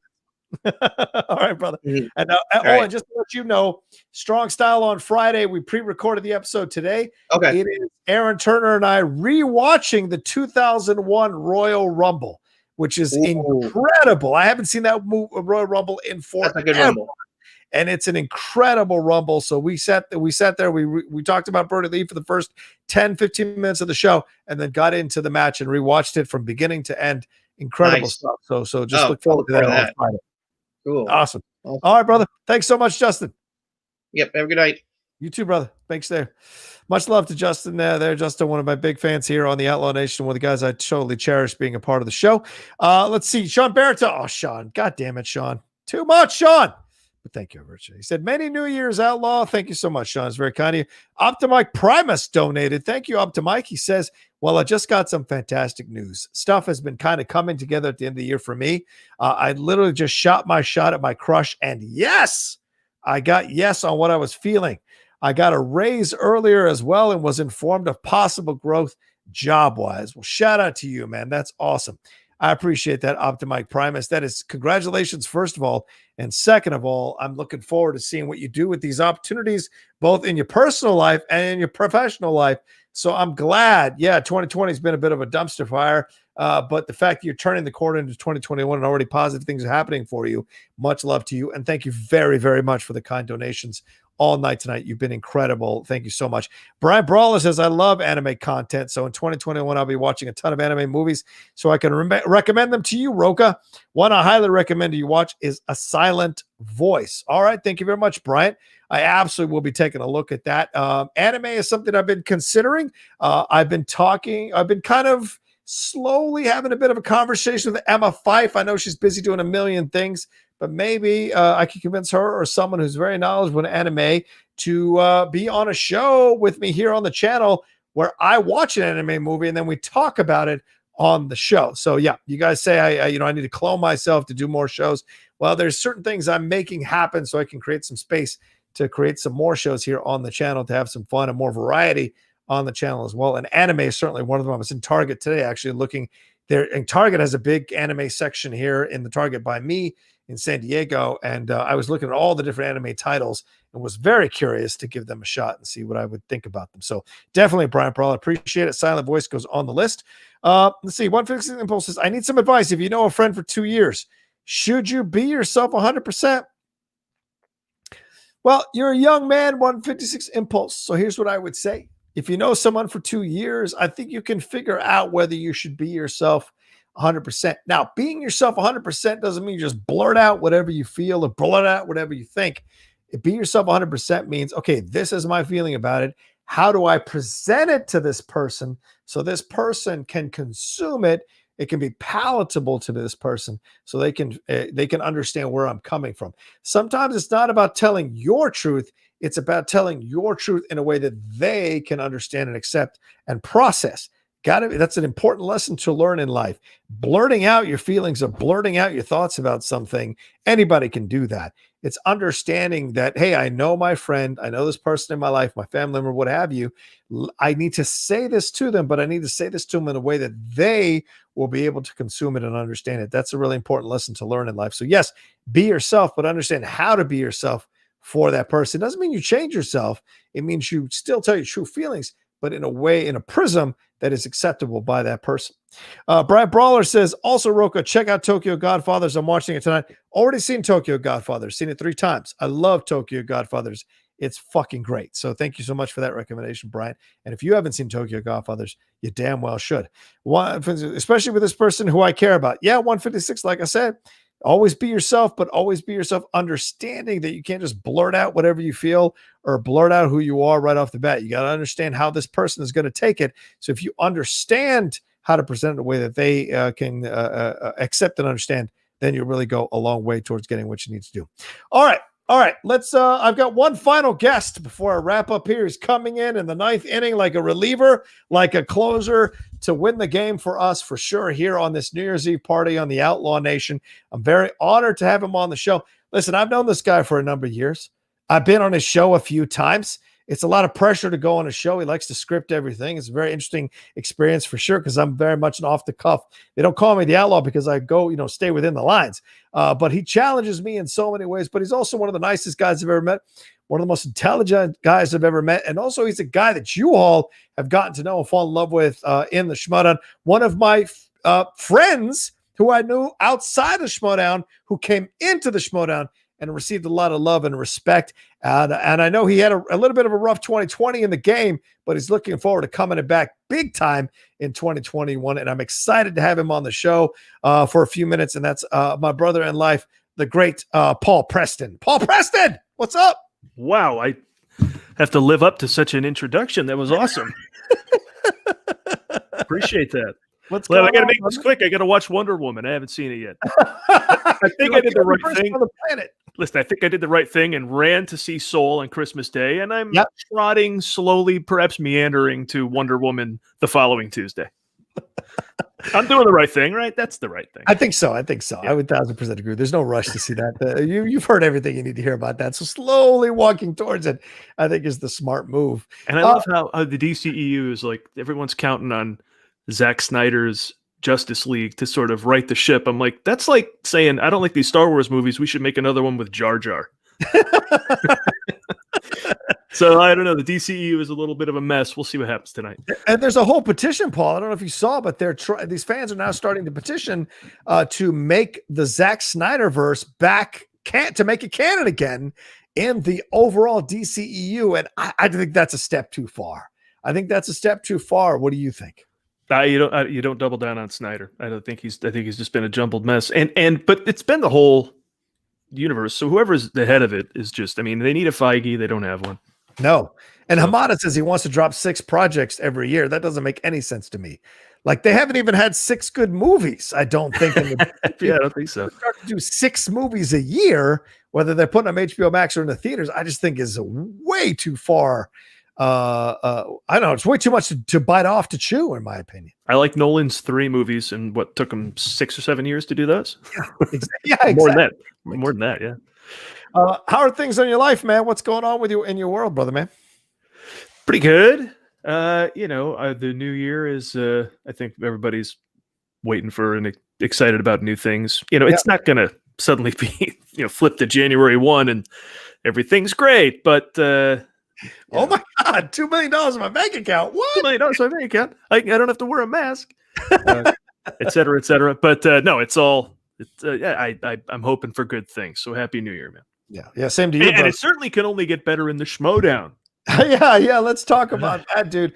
What has been your experience now? Because last year in 2019, you kind of came on near the tail end of the year, and people really enjoyed you coming into the show, you and Adam, with all the humor or whatever. But in 2020, it seems like you kind of like hit that wall of like, okay, well, what is it you want to do versus what is it you've done, and what do you want to accomplish? It seems like you kind of realized that what you wanted to do is different than what you've done before. What was that experience like for you in 2020?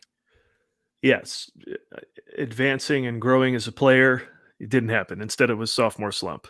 And matches like the one against Zipper, I lost. He didn't win. Right. I lost. And he had to just be around, and he TKO'd me because I just crapped the bed. So, I was on backstage today. I talked to Ben a little bit about what's going on. My first time on an SEN show. Oh. I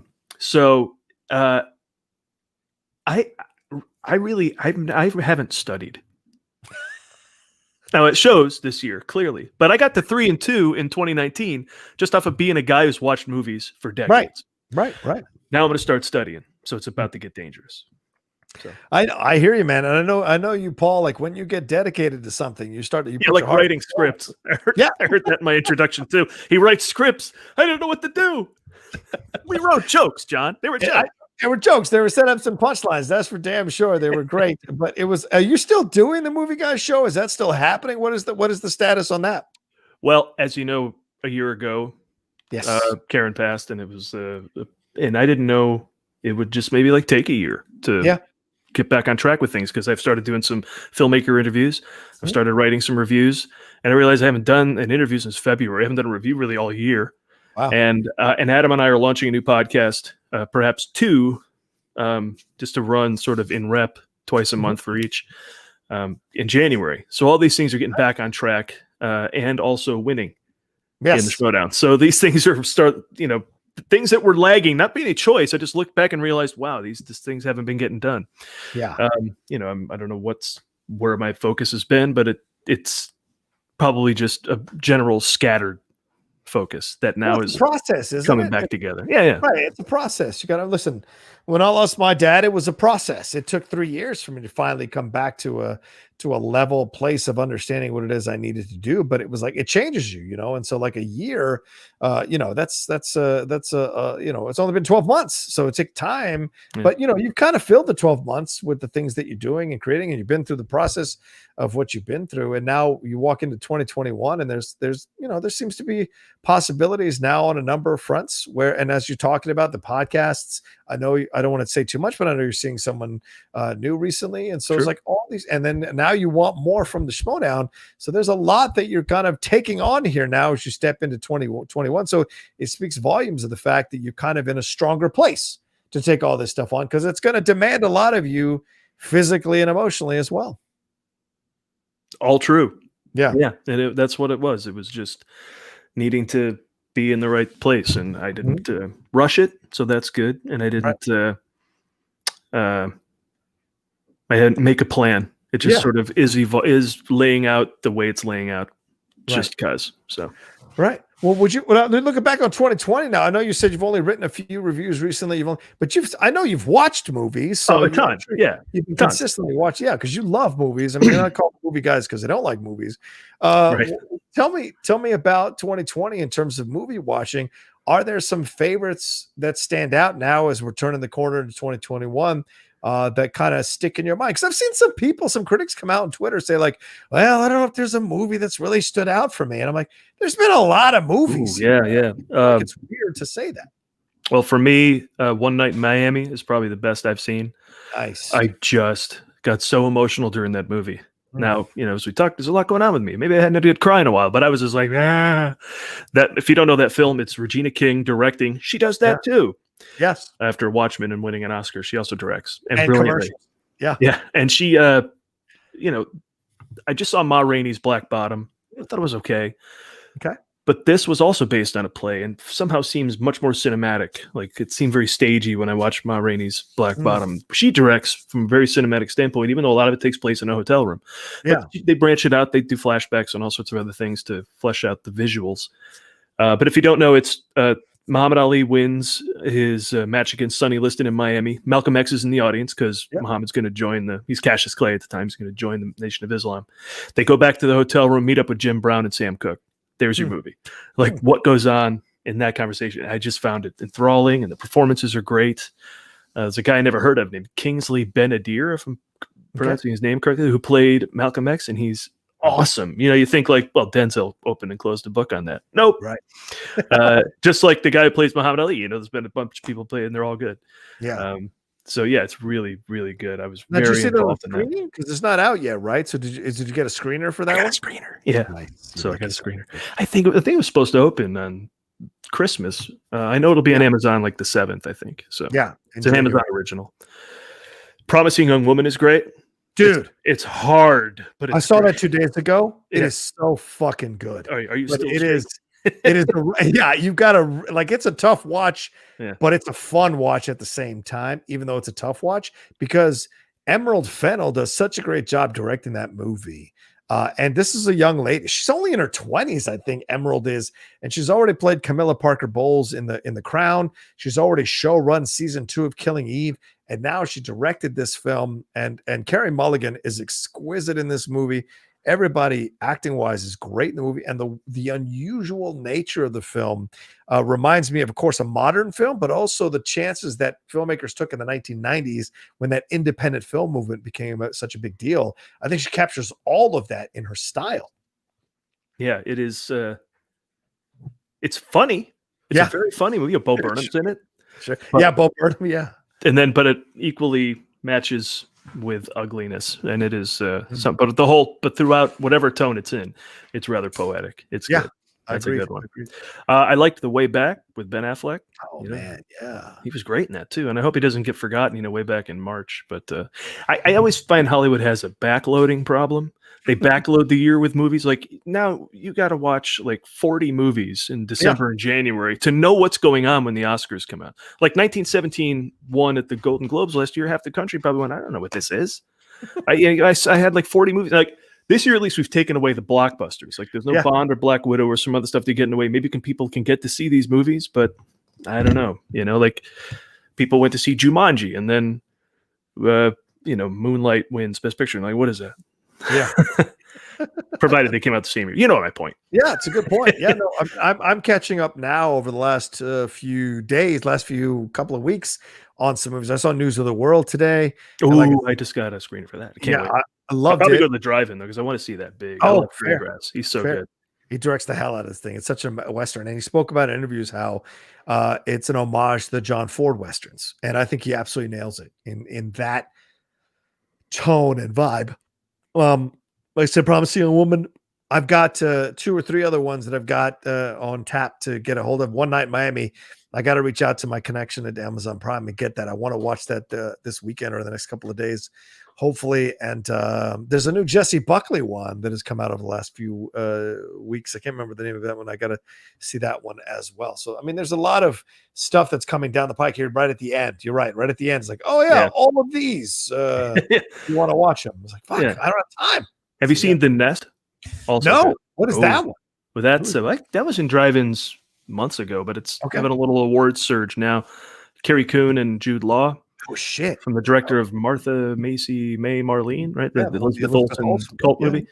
It's really good. It's just a simple relationship drama about a couple and their financial woes, but it's like got a lot going on. And and the director has a very specific thumbprint on the movie. He's like made a lot of choices on pace and tone and everything. So it's pretty strong.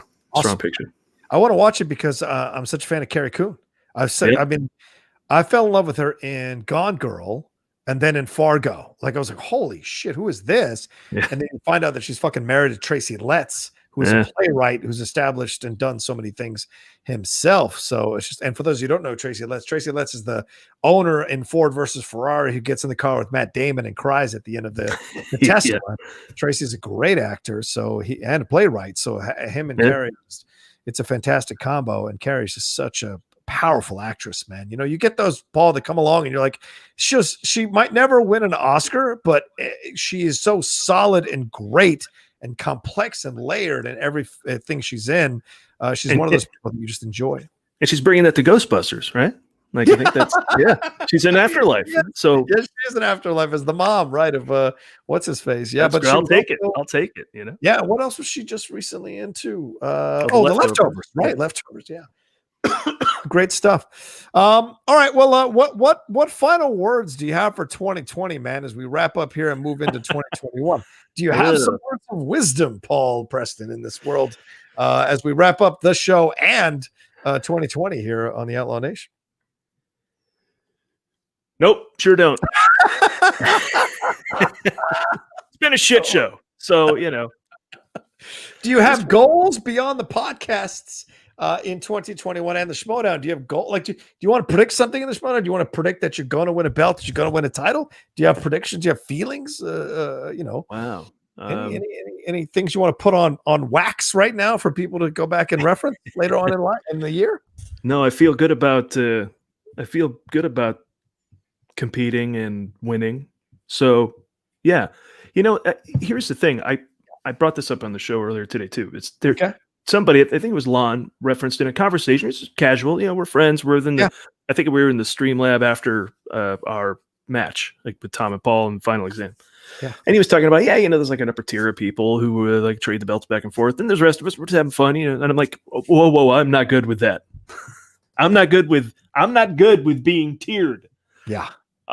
Anybody's beatable, and now I just need to match opportunity with preparedness. That's 2021.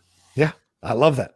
So if you're looking at Paul Preston is a gentleman you all need to be looking at. If anybody from the Schmoedown is watching, any of the managers, you need to be looking at Paul Preston. I know this gentleman, and I know when he's determined to do something, 9 times out of 10, he gets it done. So get ready for that in 2021. And I think a lot of people saw how 2020 went and were like, wait a minute, there's more I can do here. There's more I can give to this game. And all the new people coming in now will really challenge the people who established themselves this year because those new people coming in are going to want to be stars as well. So this is going to be a knockdown, drag out in a pit for sure all year for 2021. And nothing makes Christian happier than having newer players or older players challenged by the rookies coming into the league. He loves the drama for sure. It's what fuels the Schmoedown.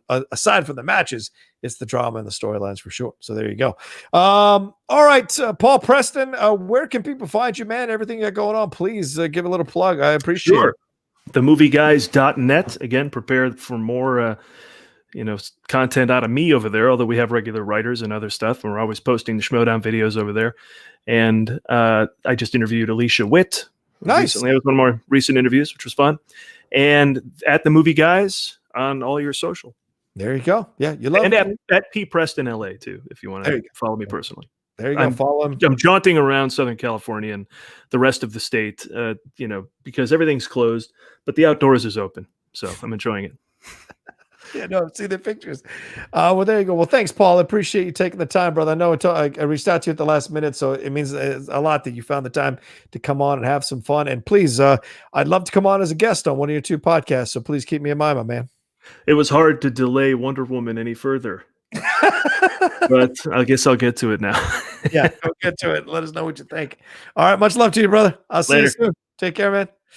All right, that was Paul Preston. All right, ladies and gentlemen, I got to wrap this up. I got to go to bed. Thank you all so much for watching us here on the Outlaw Nation. Thanks for all the likes. Thanks for all the Streamlabs and Super Chats. Oh, there was some more. Oh, shit. Let's see. Justin Toner sent in a final Streamlab. Said, hey, John, forgot to mention on the call that for Christmas, I also got the Sword of Doom from the Criterion Collection on Blu-ray. Nice. Looking forward to checking that out. Thanks again, and looking forward to Strong Style this week. Absolutely, Justin. It's going to be a lot of fun. We do, as I said, we do the watch along of the 2001 Royal Rumble. And listen, for everyone who doesn't know, we are bringing back the patron shows starting in January. That means Criterion Corner, the Outlaw, Ask the Outlaw, the OK Corral, which is the debate show, and then the Outlaw Rides Again, which is where I get a guest to come on and rewatch or a patron to come on and we rewatch one of my old Schmoedown matches and talk about it. And listen, apparently I've crossed 50 matches. Apparently I've had 50 matches in the Schmoedown. So certainly there are plenty to choose from and revisit and explore. So that's going to be fun as well. So be part of the if you want to be part of the Patreon, do it now. You can see right there underneath my head here, patreon.com/John Rocha. We do the 2 hangouts every week, Wednesday on Discord, Friday on camera, and it's a fun time. Usually 12 to 15 people hanging out, having a good grand old time, talking about movies, talking about entertainment, talking about Schmoedown, talking about things going on in our worlds, all of it happening here on the Patreon. And of course, as I said, you get to be part of the shows, and some of those shows will be Patreon only, so you will get to watch them either only as a Patreon, or you get to watch them early, and then I'll drop them for everyone else. So all those things that are perks that you get in the Patreon, being a part of it. And you also have an open door policy to suggest shows or benefits or things that I could do to bring more patrons in to the Outlaw Nation to be a part of the Patreon as well. So if you're not a part of the Patreon, please, it's down there, patreon.com/John Rocha. You see the multiple tiers you can get involved in and the benefits that you get out of it for sure. And talk to people who are patrons here in the Outlaw Nation as well. They will tell you how great of an experience it actually is.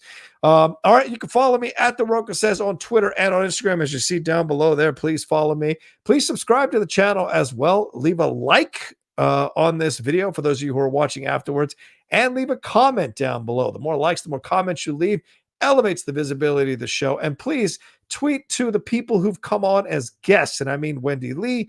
We just saw Paul Preston. We saw Video Drew. We saw so many people come on and hang out with us. So please give them some love.